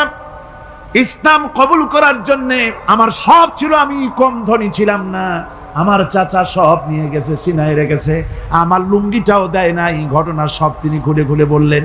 হুজুর বললেন, তোমার নাম আব্দুল উজ্জা নয়, তোমার নাম আব্দুল্লাহ। আব্দুল্লাহ জুলবাজাদাইন তার নাম। হযরত আব্দুল্লাহ জুলবাজাদাইন কি রাসূলুল্লাহ দিয়ে দিলেন, আসহাবে সুফফাদের সাথে মিলাই দিলেন, এখানে থাকো, খাবার আসতে পরে খাবে। তাদের সব সময় খাবার থাকতো না। আসহাবে সুফফায় তারা থাকতেন যাদের ঘর নাই, বাড়ি নাই, থাকার জায়গা নাই। ক্ষুধার জ্বালায় যখন তারা অতিষ্ঠ হয়ে যেতেন, নবীজি ঘরের থেকে তাহাজ্জুদের জন্য যখন বেরোতেন, ক্ষুধার্ত সাহাবীরা রাসূলের চেহারা দেখার সঙ্গে সঙ্গে ক্ষুধা নিবৃত হয়ে যেত।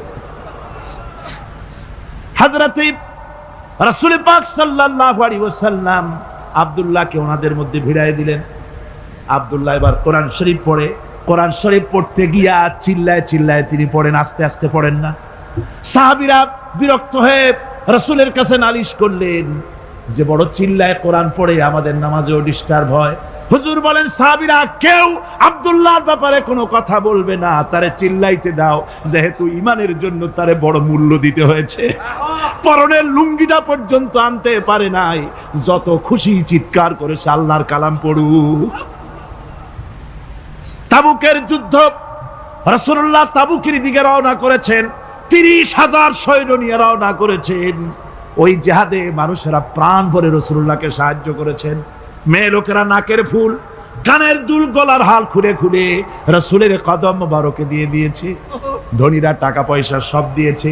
হযরত আবু বকর তো যা ছিল সব এনে দিয়েছে, কিছু ছিল না ঘরে। রাসূল রওনা করলেন। প্রতিমধ্যে হযরত আব্দুল্লাহ জুলবাজাদাইন আল্লাহর নবীর খেদমতে হাজির হয়ে বলেন, হুজুর সবাই তো সব দিল, আমার কিছুই নাই, কিছু দিতে পারলাম না। হুজুর আপনি আমার জন্য দোয়া করেন, আমি যেন এই তাবুকের ময়দানে কাফেরদের বিরুদ্ধে লড়াই করে যেন শহীদ হয়ে যেতে পারি। মাল দিতে পারি নাই, কিন্তু আল্লাহর জন্য যেন আমার জীবনটা দিয়ে দিতে পারি। ও চট্টগ্রামের যুবকেরা, তরুণেরা, তোমাদের মতো 20 বছরের তরুণ হযরত আব্দুল্লাহ জুলবাজাদাইন শাহাদাতের তামান্না করে রিসালাতে মাহবের কাছে দাঁড়িয়েছে। হুজুর বললেন, একটা গাছের বাকল নিয়ে আসো। একজন একটা বাকল নিয়ে এলো। রাসূলুল্লাহ এই বাকলটা আব্দুল্লাহ জুলবাজাদাইনের হাতে লাগাই দিলেন। রাসূলুল্লাহ বললেন, আয় আল্লাহ, আমি আব্দুল্লাহর রক্ত কাফেরদের জন্য হারাম করে দিলাম। হযরত আব্দুল্লাহ বলছেন, ইয়া রাসূলুল্লাহ, আমি চাইছিলাম শহীদ হব, আর আপনি আমার রক্তটা হারাম করে দিলেন কাফেরদের জন্য।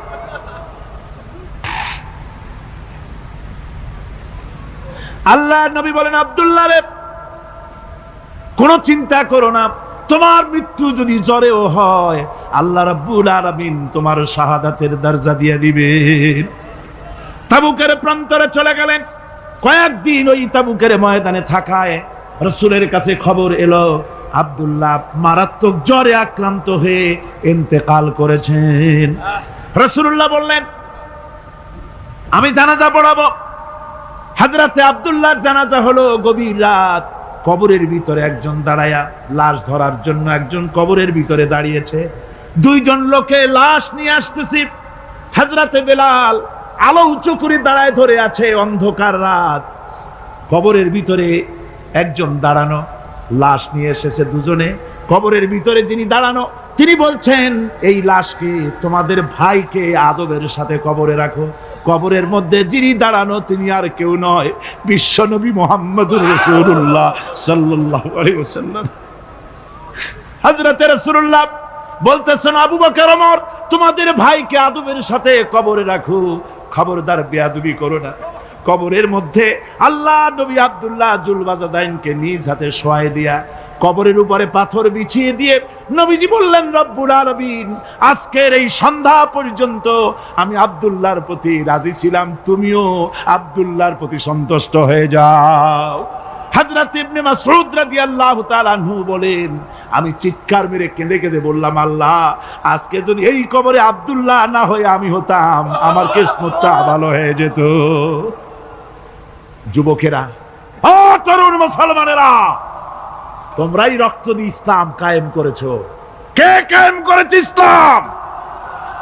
মুসলিম তরুণেরা, মুসলিম যুবকেরা, তোমাদের অবদান সব চাইতে বেশি। আজ আজ মুসলমান যুবকদের চরিত্র নাই, মদ, জুয়া, জেনা, ব্যভিচার করে করে সর্বনাশ করে দেওয়া হলো। সরকারি ভাবে, বেসরকারি ভাবে, বিভিন্ন ভাবে যুবকদেরকে মিসগাইড করার জন্য মদ দেওয়া হয়, টাকা দেওয়া হয়, অস্ত্র দেওয়া হয়, সব দিয়ে যুবকদের চরিত্র নষ্ট করা হচ্ছে। অথচ যুবক হচ্ছে একটা জাতির মেরুদণ্ড। জাতির কি মেরুদণ্ড? এই মেরুদণ্ডকে ঘুণে ধরেছে, এই মেরুদণ্ড নষ্ট করার ব্যবস্থা করা হয়েছে। আমার মুসলমান ভাইয়েরা, হাদিস থেকে শোনো, বদরের প্রান্তরে যুদ্ধ হবে, রাসূলুল্লাহ সাহাবায়ে কিরামদেরকে রেডি করেছেন, কিন্তু এই যুদ্ধটা বড় মারাত্মক, এই জিহাদ বড় মারাত্মক।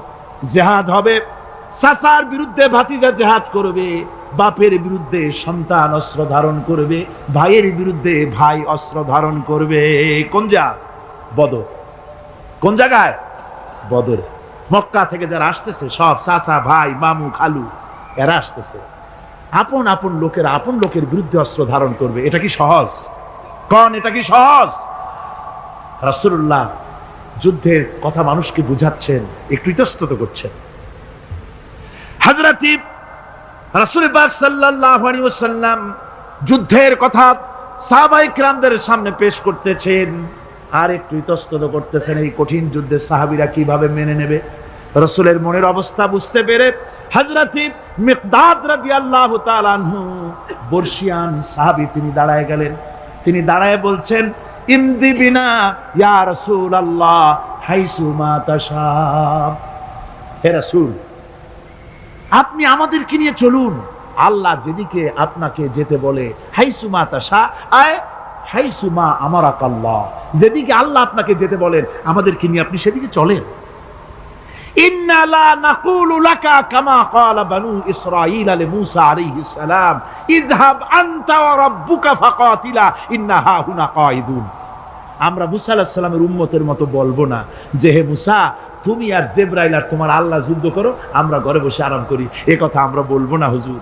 বাল ইযহাব আনতা ওয়া রাব্বুকা ফাকাতিলা ইন্না মাকুমা মুকাতিলুন।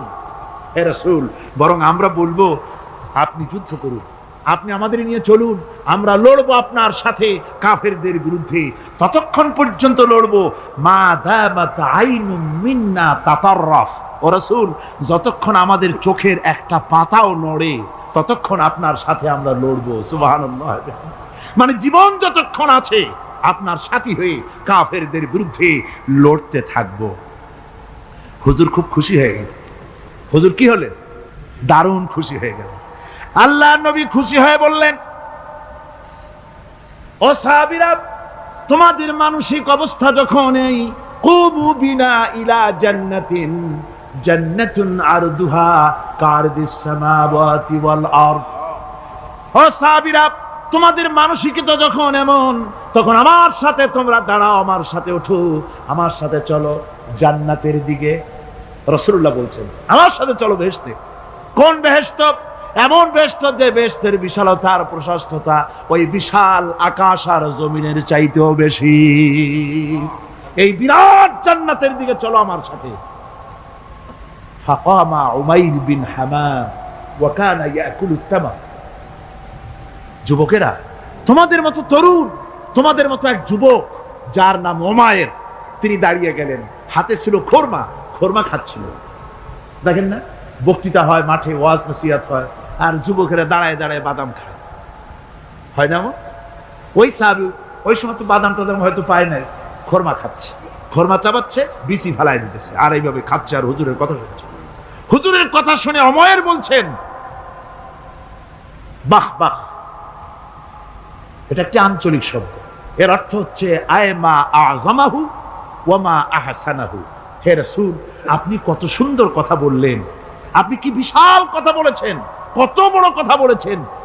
জিহাদ করলে, জান দিলে এমন বেহেশত পাবো, জান্নাতুন আরদুহা কারদিস সামাওয়াতি ওয়াল আরদ, যে বেহেশতটা হবে ওই বিশাল আকাশের চাইতেও বিস্তীর্ণ, এমন বেহেশত পাবো। ওয়াল্লাহি লাউ কুনতু হাইয়ান হাত্তা আকুলাহুন্না ইন্নাহা লাহায়াতুন তাওয়িলা। আল্লাহর কসম, আমি যদি হাতের সবগুলি খোরমা খেতে যাই তাহলে তো অনেক সময় লাগবে, বেহেশতে যেতে দেরি হয়ে যাবে, অনেক দেরি হয়ে যাবে বেহেশতে যেতে। ফারামা বিহিন্না, হাতের সবগুলি খোরমা তিনি ফেলে দিলেন। ও যুবকেরা, হযরত ওমর তোমার মতো যুবক খোরমা খাওয়া সহ্য করলেন না আল্লাহর জান্নাতে যাওয়ার লোভে। জান্নাতে যেতে দেরি হয়ে যাবে, আল্লাহর সঙ্গে দিদার করতে দেরি হয়ে যাবে, এই মনে করে হাতের খোরমাগুলি ফালায় দিলেন, জিহাদের ময়দানে ঝাঁপায়ে পড়লেন। হাদিস শরীফে এসেছে, উমাইর জিহাদ করে বেশ কিছু কাফেরদেরকে নিহত করে নিজেও শহীদ হয়ে গেলেন। রাসূলুল্লাহ বদরের শাহাদাদের জানাজা করার সময় একজন সাহাবী বলে দিলেন, হুজুর এই সেই উমাইর, আপনি যখন বেহেশতের কথা বলছিলেন, খোরমাগুলি খাওয়ার তর সহ্য হয় নাই বেহেশতে যাওয়ার জন্য, এই সেই উমাইর। আল্লাহর নবী উমাইরের কাছে দাঁড়ায় আঙ্গুল দিয়ে তার শরীরের দিকে দেখায় বললেন, ইন্নাকা মিন আহলিহা। ও যুবক, যেই বেহেশতের জন্য খোরমা খাওয়ার সময় তুমি পাও নাই, আমি নবী সাক্ষী দিচ্ছি তুমি অবশ্যই সেই বেহেশতের অধিবাসী, ওই বেহেশত তোমার জন্য। সুবহানাল্লাহ।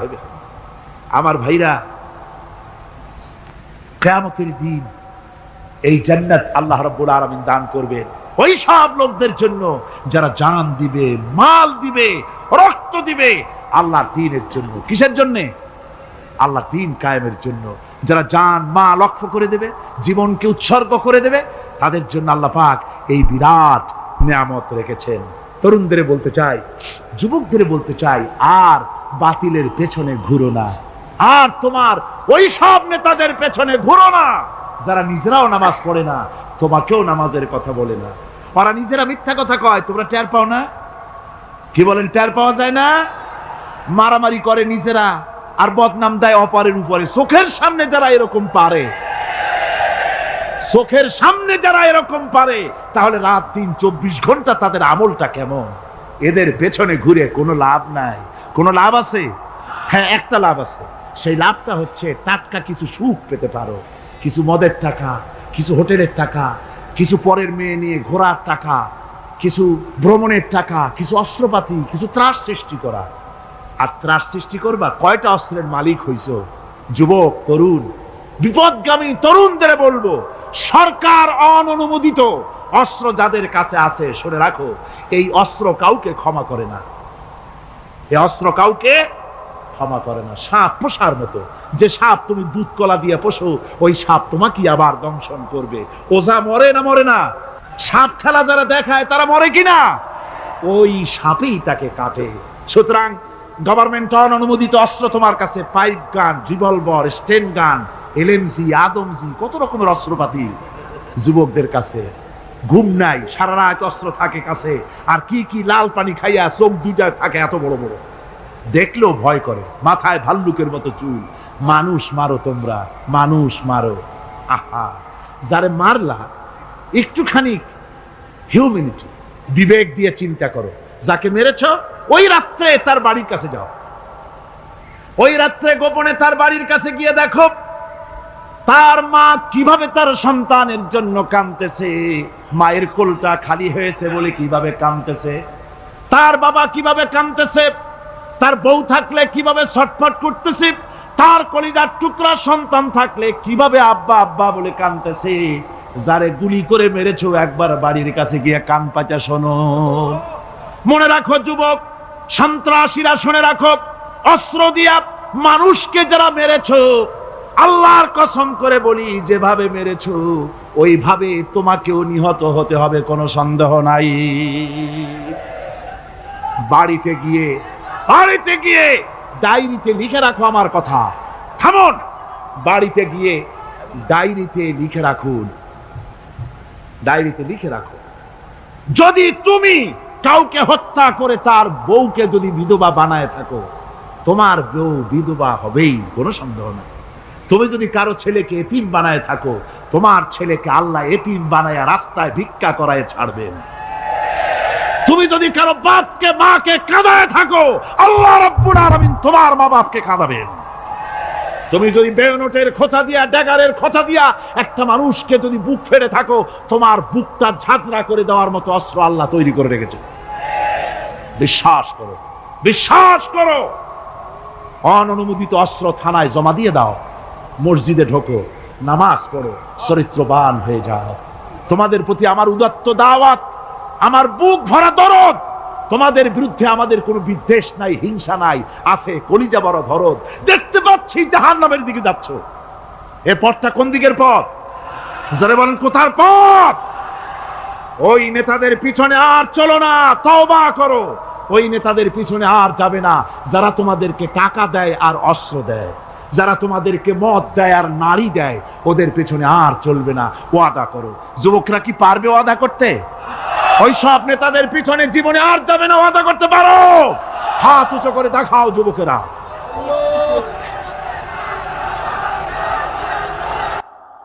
আল্লাহ পাক বলেন, আমি নূহ আলাইহিস সালামকে তার কওমের জন্য নবী করে পাঠালাম। আর নূহ আলাইহিস সালাম তার জাতিকে ডেকে বললেন, ও আমার জাতি, ও আমার সম্প্রদায়, এক আল্লাহর গোলামি করো, তিনি ছাড়া তোমাদের কোনো রব নাই, ইলাহ নাই, মাবুদ নাই। হুদ আলাইহিস সালাম সম্পর্কে আল্লাহ পাক বলছেন, ওয়াইলা আদিন আখাহুম হুদান ক্বালা ইয়া কওমি ইবুদুল্লাহা মা লাকুম মিন ইলাহিন গায়রু। হুদকে আমি সামুদ জাতির জন্য, আমি সালেহ আলাইহিস সালামকে তার জাতির জন্য পাঠাইছি, হুদকে তার জাতির জন্য পাঠাইছি। এবং তারা সকলেই বলেছেন, হে আমার জাতি, এক আল্লাহর গোলামি করো, এক আল্লাহর দাসত্ব করো, আর কারো গোলামি করা যাবে না। আল্লাহ পাক এরপরে বলেন, শুধু নূহ, শুধু হুদ, শুধু সালেহ আর শুআয়ব নয়, শুধু মুসা আর ঈসা নয়, ওয়ালাকাদ বাআসনা ফি কুল্লি উম্মাতির রাসূলা আন ইবুদুল্লাহা ওয়াজতানিবুত তাগুত। আমি প্রত্যেক জাতির জন্যই রাসূল প্রেরণ করেছি এবং সকলেই দাওয়াত দিয়েছেন, আন ইবুদুল্লাহ ওয়াজতানিবুত তাগুত, এক আল্লাহর গোলামি করো, এক আল্লাহর আনুগত্য করো, আর তাগুতকে বর্জন করো। তাগুত হচ্ছে সেই শক্তি যে শক্তি শুধু নিজেই আল্লাহর আইন অমান্য করে না, অন্যদেরকেও অমান্য করতে বাধ্য করে। তাকে কি বলা হয়? কোরআনে কারীম বলছি, ওয়ামা আরসালনা মিন ক্বাবলিকা মির রাসূলিন ইল্লা নূহি ইলাইহি আন্নাহু লা ইলাহা ইল্লা আনা ফা'বুদুন। আল্লাহ পাক বলছেন, হে নবী, তোমার পূর্বে এই পৃথিবীতে আমি যাদেরকে পাঠিয়েছি তাদের সকলের প্রতি আমি এই ওহী অবতীর্ণ করেছিলাম যে তারা তার জাতিকে বলবে, লা ইলাহা ইল্লা, লা ইলাহা ইল্লা আনা, আমি ছাড়া কোনো ইলাহ নাই, অর্থাৎ আল্লাহ ছাড়া কোনো ইলাহ নাই। এই কথাটা নবীরা সকল জাতির কাছে তারা বলবে, এই বলে ওহী নাজিল করেছে। এবং তারা বলবে একমাত্র আল্লাহ পাকের গোলামি, তার আনুগত্য জীবনের সকল ক্ষেত্রে করতে হবে, তিনি ছাড়া কোনো ইলাহ নাই, এটাকে বিশ্বাস করতে হবে। মেরাজ উপলক্ষে আল্লাহ পাক রাসূল করিম সাল্লাল্লাহু আলাইহি ওয়াসাল্লামকে যে পেগাম দিয়েছিলেন, যে হাদিয়া দিয়েছিলেন, যে 14টি পেগাম ছিল, তার মধ্যে প্রথম পেগাম যেটা ছিল সেটা ছিল কি? وَقَضَى رَبُّكَ أَلَّا تَعْبُدُوا إِلَّا إِيَّاهُ وَبِالْوَالِدَيْنِ إِحْسَانًا। তোমার রবের পক্ষ থেকে এটা চূড়ান্ত রূপে ফাসলা হয়ে গিয়েছে, চূড়ান্ত ফাসলা হয়ে গিয়েছে যে দাসত্ব, গোলামি, আনুগত্য করতে হবে কেবলমাত্র আল্লাহ সুবহানাহু ওয়া তাআলা। আল্লাহ পাকের গোলামি ছাড়া কারো গোলামি করা যাবে না। এখন এই গোলামিটা কি জিনিস, আসুন আমরা ব্যাখ্যা করে আলোচনা করে বুঝতে চেষ্টা করি গোলামিটা কি। এটি হচ্ছে, এটা মানুষের একটা স্বভাবজাত প্রবৃত্তি। মানুষের সামনে মানুষ কারো না কারো আনুগত্য করতে চায়, এটা তার রুহের মধ্যে, তার রক্তের মধ্যে, তার দেহের মধ্যে এটা মিশ্রিত রয়েছে। যেমন মানুষ ক্ষুধা লাগলে ক্ষুধা নিবৃত্তি করার জন্য আহারের আশ্রয় গ্রহণ করে, ঠান্ডা লাগলে শীত বস্ত্রের আশ্রয় নেয়, ক্ষুধা লাগলে খাদ্যের আশ্রয় নেয়, গরম লাগলে বৃষ্টি হলে ঘরের মধ্যে আশ্রয় নেয়, মনের ভাষা ব্যক্ত করার জন্যে, মনের কথা ভাবের আদান প্রদান করার জন্য ভাষার আশ্রয় গ্রহণ করে। ঠিক এগুলি যেমন তার সহজাত প্রবৃত্তি, ঠিক অনুরূপভাবে উপাসনার প্রেরণা তার মধ্যে স্বাভাবিকভাবেই উপাসনার প্রেরণা তার মধ্যে ঢুকিয়ে দেওয়া রয়েছে। কারো না কারো সামনে তার মাথা নত করা এটি একটি স্বাভাবিক প্রেরণা। ইবাদতের ধারণা প্রকৃতপক্ষে এটি একটি ব্যাপক ধারণা। এর প্রথমে এটাকে দুই ভাগে ভাগ করা যায়, একটা হচ্ছে বন্দিগি এবং আনুগত্য, আর একটা হচ্ছে পূজা বা অর্চনা। বন্দিগি এবং আনুগত্যের ব্যাপারটা হচ্ছে যে উচ্চতর কোনো একটি সত্তার সামনে মাথা নত করে দেওয়া, যেটাকে আরবিতে বলা হয় ইজহারে তাজাল্লুল, নিজেকে ছোট করা, নিজেকে ছোট করা। এই নিজেকে ছোট করাটা, এটা কিন্তু আল্লাহ পাক ছাড়া কারো সামনে মাথা নত করা, কথা বুঝেন না নাকি? আল্লাহ ছাড়া কারো সামনে মাথা নত করা যাবে না। আমি যখন পার্লামেন্টে ঢুকলাম সর্বপ্রথম, জীবনে তো আর যাই নাই কোনোদিন, ঢুকলাম, ঢুকে দেখি অধিকাংশ লোক ঢুকছেন রুকুর হালতে আর বেরোচ্ছেন রুকুর হালতে। কারণটা কি আমি বুঝলাম না, বিষয়টা কি, এরকম করে কেন? পরে একজনকে জিজ্ঞেস করলাম যে বিষয়টা কি। তারা বললেন যেভাবে রুলস অফ প্রসিডিওর এটা লেখা আছে, এরকম করে মাথা নিচু করে ঢুকতে হয়। কোথায় আছে?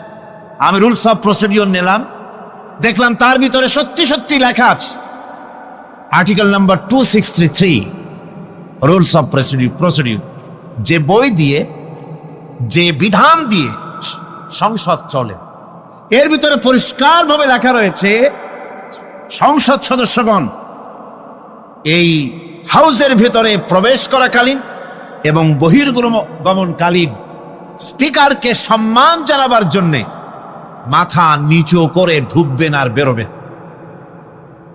আমি বিষয়টা জেনে নিলাম, এবং কথা, পার্লামেন্ট এমন একটা জায়গা যেখানে কথা বলতে চাইলেই বলা যায় না।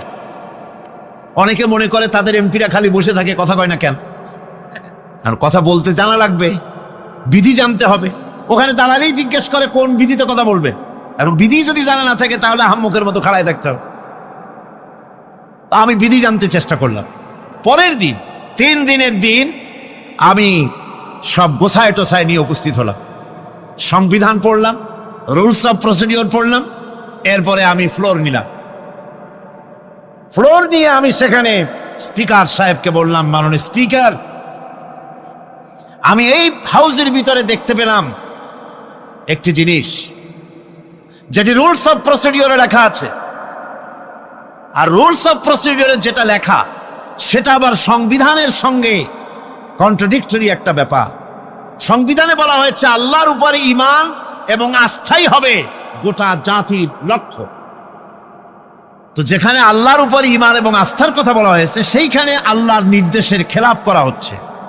মাথা নত করে আপনাকে সম্মান জানাবার জন্য যে প্রসেস, যে সিস্টেম, যে কাস্টমস, যে ট্র্যাডিশন তৈরি করা হয়েছে তা সম্পূর্ণ ইসলাম বিরোধী, এটি সম্পূর্ণ শিরক। যেহেতু মানুষ আল্লাহ ছাড়া সম্মান দেখাবার উদ্দেশ্যে আর কারো সামনে মাথা নত করতে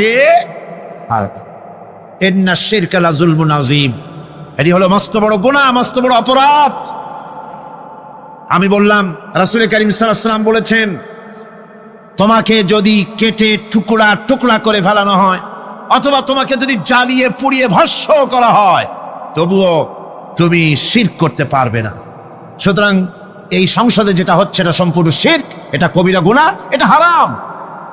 এটাকে রুলস অফ প্রসিডিওর থেকে উঠিয়ে দেওয়ার জন্য, এটা বন্ধ করার জন্য আপনার প্রতি আমি আবেদন জানাচ্ছি। আমি আমার বলা শেষ করলাম। ওয়ামা আলাইনা ইল্লাল বালাগ।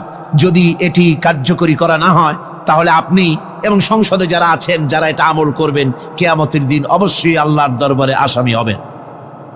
স্পিকার সাহেব, আমি অবাক হলাম, আমাদের সুশিক্ষিত স্পিকার, তিনি ডানে বায়ে কারো চেহারার দিকে তাকান নাই, কারো চোখের ইঙ্গিতে কথা বলার চেষ্টা করেননি। আমার বক্তব্য কোরআনের বক্তব্য, কথা তো আমার না, কথা কোরআনের। কোরআনের বক্তব্য তার হৃদয় স্পর্শ করেছে। সঙ্গে সঙ্গে স্পিকার বলেছেন, আমি আপনার বক্তব্যের সাথে সম্পূর্ণ একমত, কিন্তু আমি তো এটাকে উঠাইতে পারবো না, এটাকে আমি উঠাতে পারবো না, এটা আমার ইখতিয়ারের বাইরে, এজন্য আপনাকে নোটিশ দিতে হবে। আমি নোটিশ দিলাম। নোটিশ মনে হয় কোনো কোল্ড স্টোরেজে আশ্রয় পেয়েছে। আমি সেটাকে গরম করতে চেষ্টা করছি। আগামী সংসদ ইনশাআল্লাহ আবার উঠাবো। যতক্ষণ পর্যন্ত সংসদ শিরক মুক্ত না হচ্ছে, আল্লাহর গোলাম এই শিরকের বিরুদ্ধে সংসদে আওয়াজ তুলতেই থাকবে ইনশাআল্লাহ।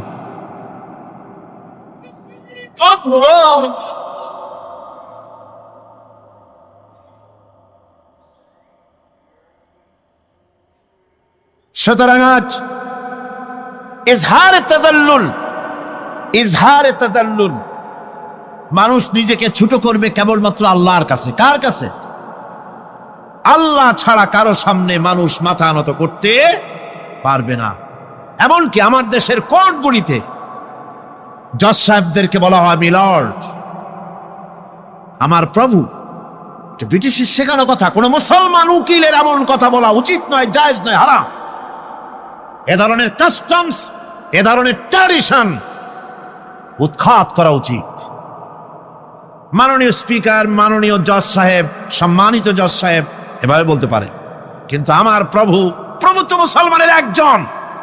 প্রভু কয়জন? তার নাম কি? এই 4-5 জনে কইলেন আল্লাহ। আল্লাহর নাম নিতে দুঃখ লাগে, ভয় করে, লজ্জা করে। চিল্লা এখন প্রভু কে? আল্লাহ সুবহানাহু ওয়া তাআলা। সুতরাং তার সামনে মাথা নত করতে হবে। এখন বন্দিগি বা আনুগত্য, আমি এই জিনিসটা একটা দৃষ্টান্তের মাঝে আপনাদের সামনে পেশ করতে চাই। খুবই গুরুত্বপূর্ণ বিষয়, আপনারা শুনলে আশা করি আল্লাহ পাক আমাদেরকে ফায়দা দান করবেন। আমি দোয়া চাই এই গুরুত্বপূর্ণ বিষয়টি যেন গুছিয়ে আপনাদের সামনে পেশ করতে পারি, আল্লাহ পাক যেন তৌফিক দান করেন।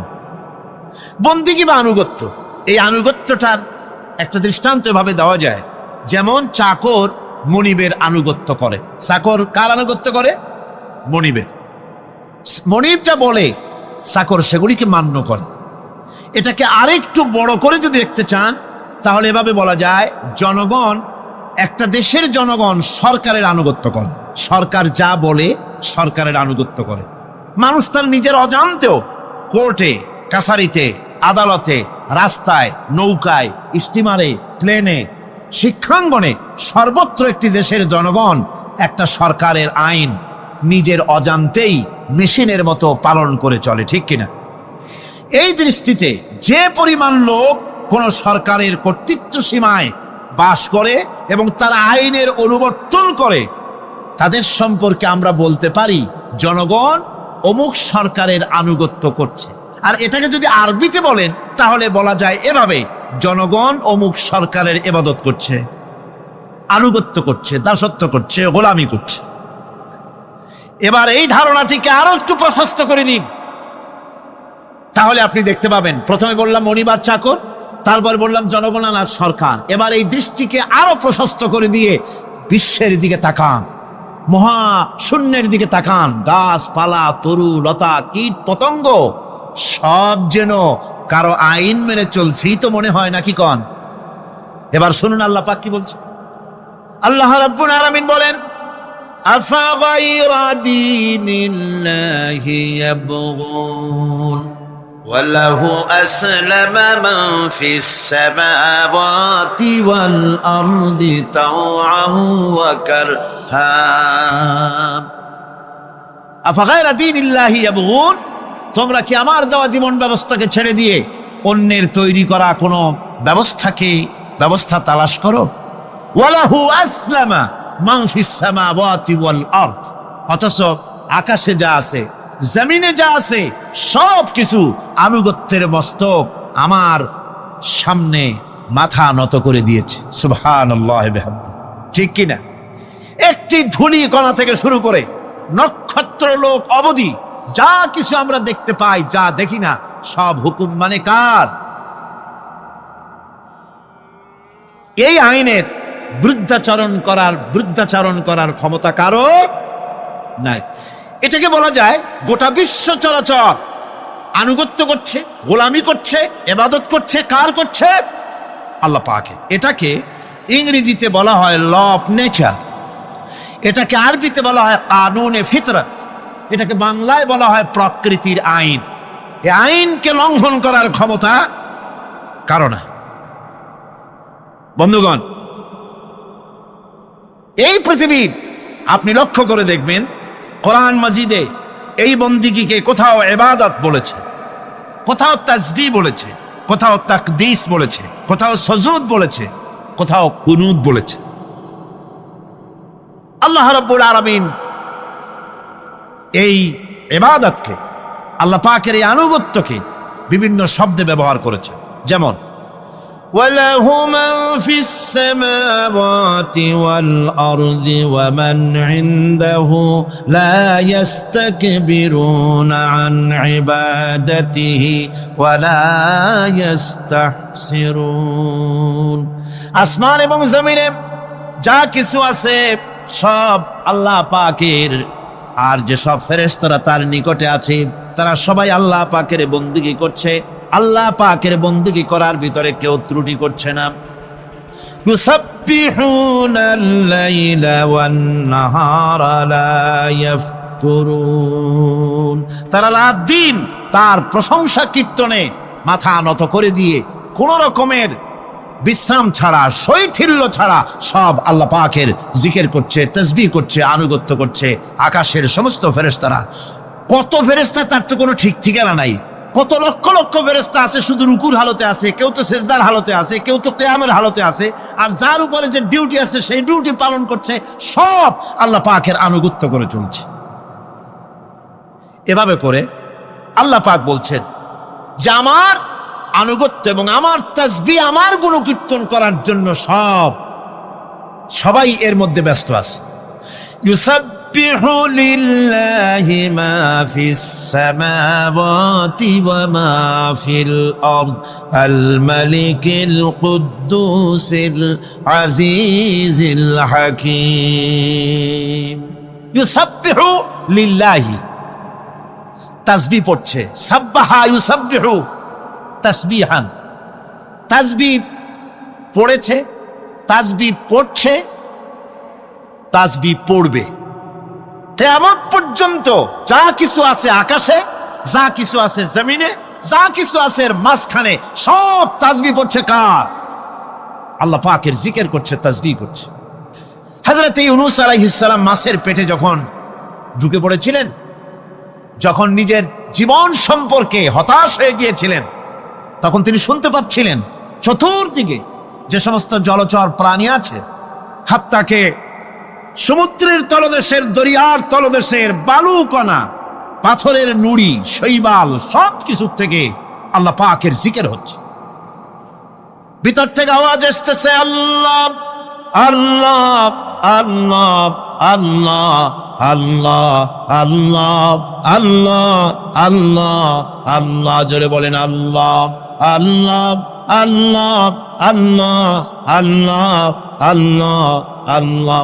হযরত ইউনূস আলাইহিস সালাম তখন পড়লেন লা ইলাহা ইল্লা আনতা সুবহানাকা ইন্নী কুনতু মিনাজ জালিমিন। পড়েন সবাই, লা ইলাহা ইল্লা আনতা সুবহানাকা ইন্নী কুনতু মিনাজ জালিমিন। লা ইলাহা ইল্লা আনতা, তুমি ছাড়া কোনো ইলাহা নাই। আমি তোমার প্রশংসা করছি, আমি তোমার পবিত্রতা ঘোষণা করছি। আমি নিজের উপরে জুলম করেছি। গাছপালা তরুলতা সব তাসবিহ পড়ছে, জিকির করছে কার? আল্লাহ পাকের। এই জন্য রাসূল কারীম সাল্লাল্লাহু আলাইহি ওয়াসাল্লাম বলেছেন গাছের পাতাটিও ছিল না, প্রয়োজন হলে গাছটা কেটে ফেলো, কিন্তু বিনা প্রয়োজনে গাছের পাতাও ছিল না, কারণ গাছের পাতা আল্লাহ পাকের জিকির করছে। কার জিকির করে?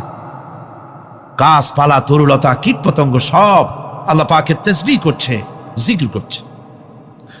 কোরআনে কারীম বলছে ওয়ালিল্লাহি মুলকুস সামাওয়াতি ওয়াল আরদি ওয়া ইলাল্লাহিল মাসির। আকাশ মণ্ডল এবং জমিনের বাদশাহী আল্লাহ পাকের, এবং তারই কাছে আমাদের সকলকে ফিরে যেতে হবে। মালিক হচ্ছেন তিনি, আর তার তাসবিহ আকাশ জমিন যা দেখতে পাই যা দেখতে পাই না, এর মধ্যস্থিত যা কিছু আছে সব কিছুই আল্লাহ পাকের তাসবিহ গুণকীর্তনে সব নিরত আছে। অন্য আয়াতে আল্লাহ পাক বলেন ওয়ালাহু মান ফিস সামাওয়াতি ওয়াল আরদি কুল্লুন লাহু কানিতুন। আসমান এবং জমিনে যা আছে তা সবই আল্লাহর নির্দেশের সামনে মাথা নত করে দিয়েছে।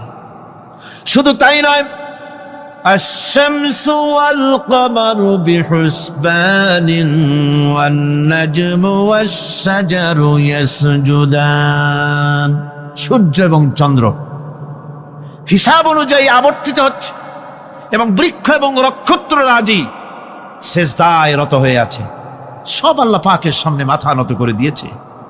এই ইবাদত, তাসবিহ, আজ্ঞা অনুবর্তিতা, নিয়ম অনুবর্তিতা, সচেতনতা, সকল কিছু সকলেই মিলে আল্লাহ পাকের একটি ধূলিকণা থেকে শুরু করে পাহাড় পর্বত পর্যন্ত সব আল্লাহর নিয়ম কানুন মেনেই চলছে। আপনি দেখতে পাচ্ছেন সমুদ্রে যে জোয়ার এবং ভাটা হয়, কার নির্দেশে হয়? কার নির্দেশে হয়? আরো লক্ষ্য করুন, সমুদ্রের পানি লবণাক্ত। এই নোনা পানি, সমুদ্রের নোনা পানিগুলি পদ্মা, মেঘনা, যমুনা, ব্রহ্মপুত্র, শীতলক্ষা, সুরমা, এসব মিষ্টি পানির ভিতরে জোয়ারের টানে লবণাক্ত পানিগুলি ঢুকে যায়। আবার ভাটির টানে মিষ্টি এলাকার পানিগুলি সব গিয়ে সমুদ্রের মধ্যে নোনা পানির মধ্যে চলে যায়। মাঝখানে কোনো পার্টিশন নাই, মাঝখানে কোনো হেজাব নাই, কোনো বেড়া নাই, বাদ নাই। অথচ নোনা পানি মিষ্টি পানির ভিতরে গিয়ে মিষ্টি পানিরে নোনা বানায় না, নোনা পানি মিষ্টি এলাকায় গিয়ে মিষ্টি পানিরে নোনা বানাইতে পারে না। এই যে আল্লাহ পাকের হুকুম মেনে সব চলতেছে, জোয়ার ভাটাগুলি হতেছে, রাত আর দিন চলতেছে। রাত 12টার সময় সূর্য এসে বলে না রাত সর, আমি এখন দিন বানায় ভালাবো। বেলা 12টার সময় রাতের আগমন করতে পারে না। লাশ-শামসু ইয়ামবাগি লাহা আন তুদরিকাল কমারা ওয়ালাল লাইলু সাবিকুন নাহার ওয়া কুল্লুন ফি ফালাকি ইয়াসবাহুন। সূর্য চাঁদকে অতিক্রম করতে পারে না, চাঁদ সূর্যকে অতিক্রম করতে পারে না। কারোর সঙ্গে কারো বাধা হয় না, টক্কর লাগে না। সব আল্লাহ পাকের হুকুম মেনে ইলা আজালিন মুসাম্মা, নির্ধারিত সময় পর্যন্ত সবাই যাতায়াত করবে। শুধু তাই নয়, আল্লাহ পাকের এক বিরাট সিস্টেম, এক বিরাট কুদরতের মাধ্যমে গোটা পৃথিবী চলছে। এর কোনো পরিবর্তন হবে না। নারকেল গাছে কোনোদিন বেল হবে না, বেল গাছে কোনোদিন তাল হবে না, কাঁঠাল গাছে কোনোদিন খেজুর হবে না, আবার খেজুর গাছে কোনোদিন লিচু হবে না। হবে নাকি? ওয়ালান তাজিদা লিসুন্নাতিল্লাহি তাবদীলা। আমার প্রকৃতির আইনের মধ্যে, আমার লব নেচারের ভেতরে কোনো পরিবর্তন হবে না, সবগুলি আমার আইন মানতে হবে। এখন হতে পারে এমন যে ব্যক্তি আল্লাহরে মানে না, ব্যক্তি বোঝেন না নাকি বোঝেন না, একটা মানুষ আল্লাহরে মানে না, ও না মানতে পারে যে জিব্বাটে দিয়া বলে দেয়ার ইজ নো গড, স্রষ্টা বলতে কেউ নাই, যে জিব্বাটে দিয়া বলে সে জিব্বা হুকুম মানে কার? আল্লাহ পাকের হুকুম মানে। কিরকম? জিব্বার উপরে যদি তিতা রাখিয়া আপনি বলেন তিতা থুইছি তাতে কি হয়েছে, খবরদার তিতার টেস্ট নিবি না, তিতা টক এই টেস্ট নিতে পারবি না, আপনার কথা জিব্বা শুনবে? শুনবে না। ওর উপরে যে নির্দেশটা আছে সেই নির্দেশ অনুযায়ী সে কাজ করবে। টয়লেটে গিয়ে আপনি না কেড়ে কবেন যে খবরদার, আমি একটা বিরাট অফিসার, অনেক টাকা পয়সার মালিক, অথবা বিরাট একটা মন্ত্রী টন্ত্রী কিছু একটা, সবাই আমার হুকুম মানে, তোকেও মানতে হবে, খবরদার দুর্গন্ধ যেন নাকের মধ্যে না ঢোকে, নাক আমি চাবি ধরতে পারবো না। শুনবে না কে? শুনবে না। নাক হোক, কান হোক, চোখ হোক, মুখ হোক, প্রত্যেকটা অঙ্গ প্রত্যঙ্গ, এগুলি সব হুকুম মানে কার? হতে পারে ব্যক্তি আল্লাহরে অস্বীকার করে বসলো, আল্লাহকে বললো যে আল্লাহ নাই, সব এমনি এমনি হয়, এর কপাল পড়ার লক্ষণ। কিসের লক্ষণ? কপাল পড়ার লক্ষণ। সব বোঝে, একটা মাইক দেখলে কয় যে না কেউ এটারে বানাইছে। এই যে একটা ভিডিও ক্যামেরা, এটারে কেউ দেখলে বলবে যে কয়েকজন আলেমে মিলে ফু দিছে আর অমনি একটা মাইক হয়ে কি বল ক্যামেরা হয়ে গেছে, বলবে কেউ? কোনো পাগলেও কবে? এই প্যান্ডেলটা দেখে কি মনে হবে? 4-5 জন পিসা বাইসিয়া কোচার কোণে দাঁড়াইয়া ফু দিছে, সাথে সাথে প্যান্ডেল হয়ে গেছে। এটা কথা হইল? একটা ছোট্ট টেবিল, একটা চায়ের কাপ দেখলে পরে মানুষ বলে নিশ্চয়ই এটা কেউ বানাইছে। আজীব, এত বড় বিশাল আকাশ, এত সুন্দর জমিন, এত সুন্দর দেহ, এই মানুষ, গাছপালা, তরুলতা, কীট পতঙ্গ, পাহাড়, নদ নদী, এ সব কিছু দেখে কেবলমাত্র কপাল পোড়াই বলতে পারে যে কেউ নাই, এমনি এমনি হয়েছে। আজীব তামাশা। এমনি এমনি একটা চাউল তৈরি হয় না, একটা ডিম তৈরি হয় না, এমনি এমনি পৃথিবীটা হয়ে গেল। সবগুলির পেছনেই আল্লাহ পাক আছেন, তিনি সৃষ্টি করেছেন। এখন উপাস্যের প্রতি এই সৃষ্টি মানুষের দৃষ্টি আকর্ষণ করে। উপাস্য পাও না কে আল্লাহ, তা ঠিক পাও না, তা দেখাবার জন্য এই পৃথিবীর আল্লাহর সৃষ্টি প্রত্যেকটি পদার্থ, প্রত্যেকটি জিনিস ইঙ্গিত করে নিঃসন্দেহে কেউ না কেউ আছে, আর তার নাম হচ্ছে আল্লাহ। তার নাম কি? আরো জোরে বলেন, নাম কি? আল্লাহ পাক। এখন প্রশ্ন ওঠে আল্লাহরে বানাইছে কেডা? বলে তো মুরগি আগে না ডিম আগে? ডিম যদি আগে হয়ে থাকে তো ডিমটারে পারলো কে? আর মুরগি যদি আগে হয়ে থাকে, কোথার থেকে মুরগি এসে উড়ে এসে জুড়ে বসলো, আইলো কই থেকে? আল্লাহ যদি একজন থেকেই থাকেন তাহলে তার স্রষ্টাকে? এই প্রশ্ন তুলেছেন বার্টন রাসেল। প্রশ্ন তুলেছে স্রষ্টার স্রষ্টাকে। তা আমি দেখলাম এক আর্মি অফিসার একটা বই লিখেছেন, আমার এত ভালো লাগলো। বইটার নাম হচ্ছে আল কোরআন দ্য চ্যালেঞ্জ, মহাকাশ পর্ব। দারুণ লিখেছেন তিনি, আপনারা যদি পান খুঁজে নিয়ে পড়বেন। সে বইয়ের শেষ ভাগে গিয়ে তিনি এটার জবাব দিয়েছেন, স্রষ্টার স্রষ্টাকে তাই তুমি তালাশ করো। কানা চায় মানে কুজো চায় শীতই শুইতে। একটা লবণ কণার দৃষ্টান্ত তিনি দিয়েছেন। একটা লবণ কণা, একটি লবণ কণার ভিতরে যতগুলি মলিকুল থাকে, একটা লবণ কণার ভিতরে যতগুলি ক্যালাস থাকে, একটা লবণ কণার ভিতরে যতগুলি উপকরণ আর উপাদান থাকে, অর্থাৎ একটা লবণ কণা যত উপকরণ, যত উপাদান ধারণ করে, তার ধারণ ক্ষমতা যতখানি, এতখানি জিনিস ধারণ করতে 1000 বার্টন রাসেলের মগজের দরকার। একটা লবণ কণা, সেইটা চিন্তা করাই কঠিন। আর এত বড় মহাবিশ্ব যিনি সৃষ্টি করেছেন তার স্রষ্টাকে তালাশ করতে চাও, এটা কি স্বাভাবিক কথা? এটা পাগলের প্রশ্ন হতে পারে, এটা পাগলের প্রশ্ন হতে পারে।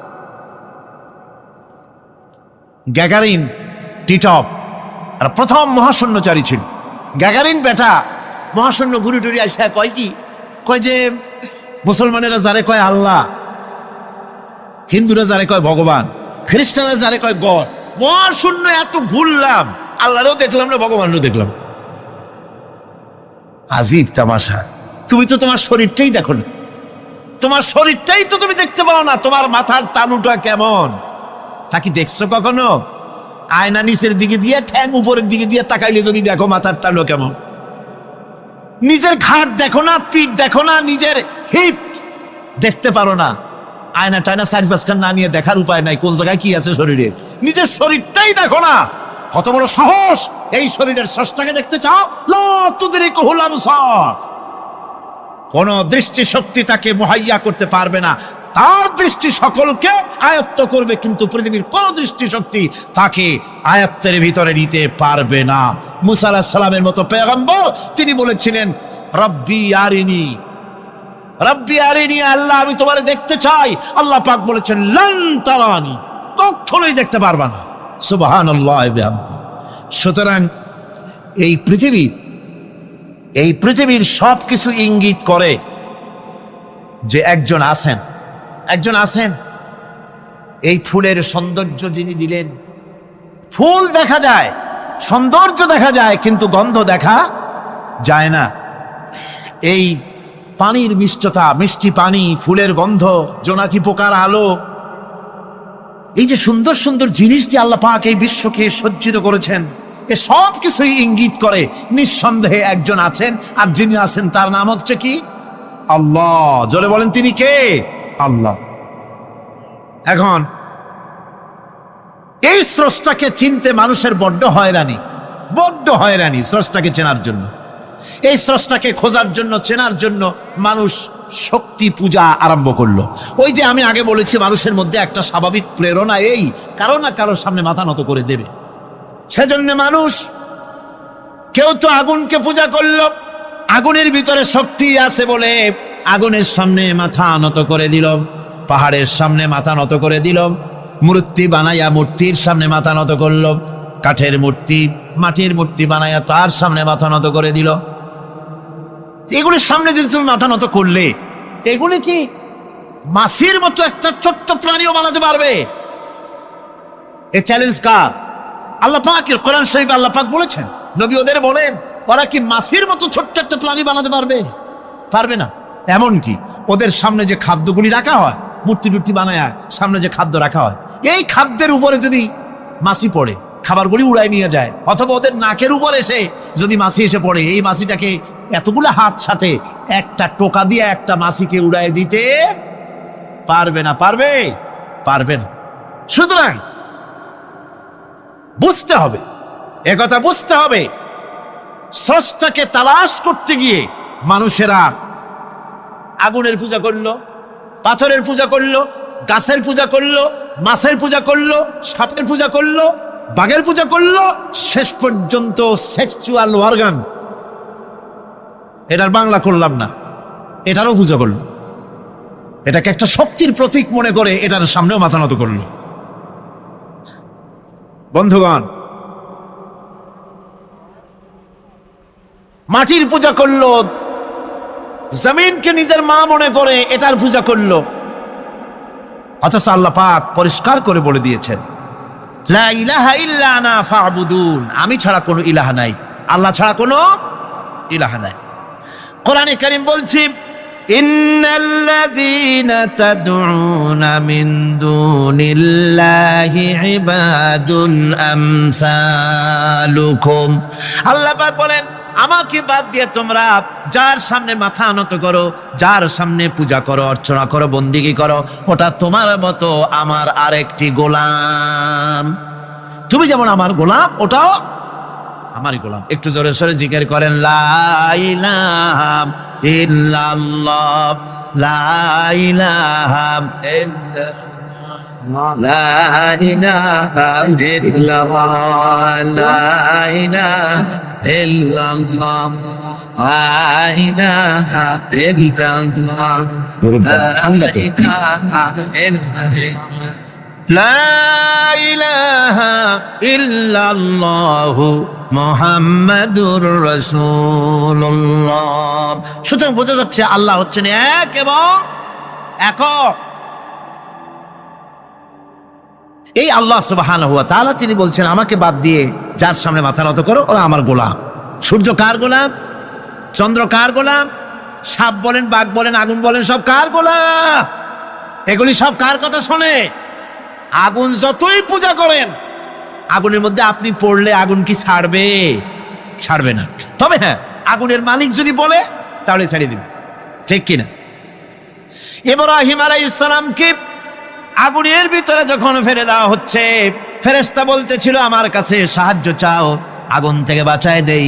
হযরত ইব্রাহিম বলেছিলেন আমার তো পরীক্ষা হতেছে, ইমতিহান হতেছে, আমাকে ডিস্টার্ব করো না, আমি তোমার কাছে কেন সাহায্য চাইবো? আমি আগুনে পুড়লে পরে আমার মাবুদ, আমার খোদা, আমার আল্লাহ তিনি যদি খুশি হন, তাহলে আমার এমন আল্লাহকে খুশি করার জন্য 1000 বার পড়তে রাজি আছি। তোমার কাছে কেন সাহায্য চাইবো? আমি তো অন্ধ, আল্লাহর ইবাদত করি না, যিনি আমার দুঃখ দুর্দশা নিজের চোখে না দেখেন। আগুনের মধ্যে পড়ে গেলেন। আল্লাহ পাক আগুনকে অর্ডার করে দিলেন, ইয়া নারু কুনি বারদাও ওয়া সালামান আলা ইব্রাহিম। আগুন আমার ইব্রাহিমের জন্য ঠান্ডা হয়ে যা, শান্তিদায়ক ঠান্ডা হয়ে যা। তাহলে দেখা গেল আগুনের মালিক হচ্ছেন আল্লাহ পাক। আল্লাহ পাক আজও যদি কোনো পূজা করা রাখবেন আগুনের পূজা করা তো হারাম। আগুন হচ্ছে আল্লাহর গোলাম, আল্লাহর সৃষ্টি, এটা হচ্ছে মাখলুক, আল্লাহ হচ্ছেন খালিক। বিশ্বকবি, কবি সম্রাট আল্লামা ডক্টর ইকবাল কি সুন্দর করে বলেছেন, আজ ভি হো জো ইব্রাহিম কা ইমা पैदा, आज भी हो जो इब्राहिम का इमाम पैदा, आग कर सकती है एक अंदाज गुलिस्तान पैदा। ইব্রাহিমের ইমান যদি আজও কোথাও হয় বিদ্যমান, করতে পারেন অগ্নিকুণ্ডে খুবসুরত এক গুলিস্তান। এখনো যদি ইব্রাহিমের ইমান যদি কারো মধ্যে জাগ্রত হয় আর তাকে যদি আগুনে ভালানো হয়, সে আল্লাহ আজও আছেন না? নাই? আছে কিনা? আল্লাহু লা ইলাহা ইল্লা হুয়াল হাইয়ুল কাইয়ুম। পড়েন সবাই, আল্লাহু লা ইলাহা ইল্লা হুয়াল হাইয়ুল কাইয়ুম।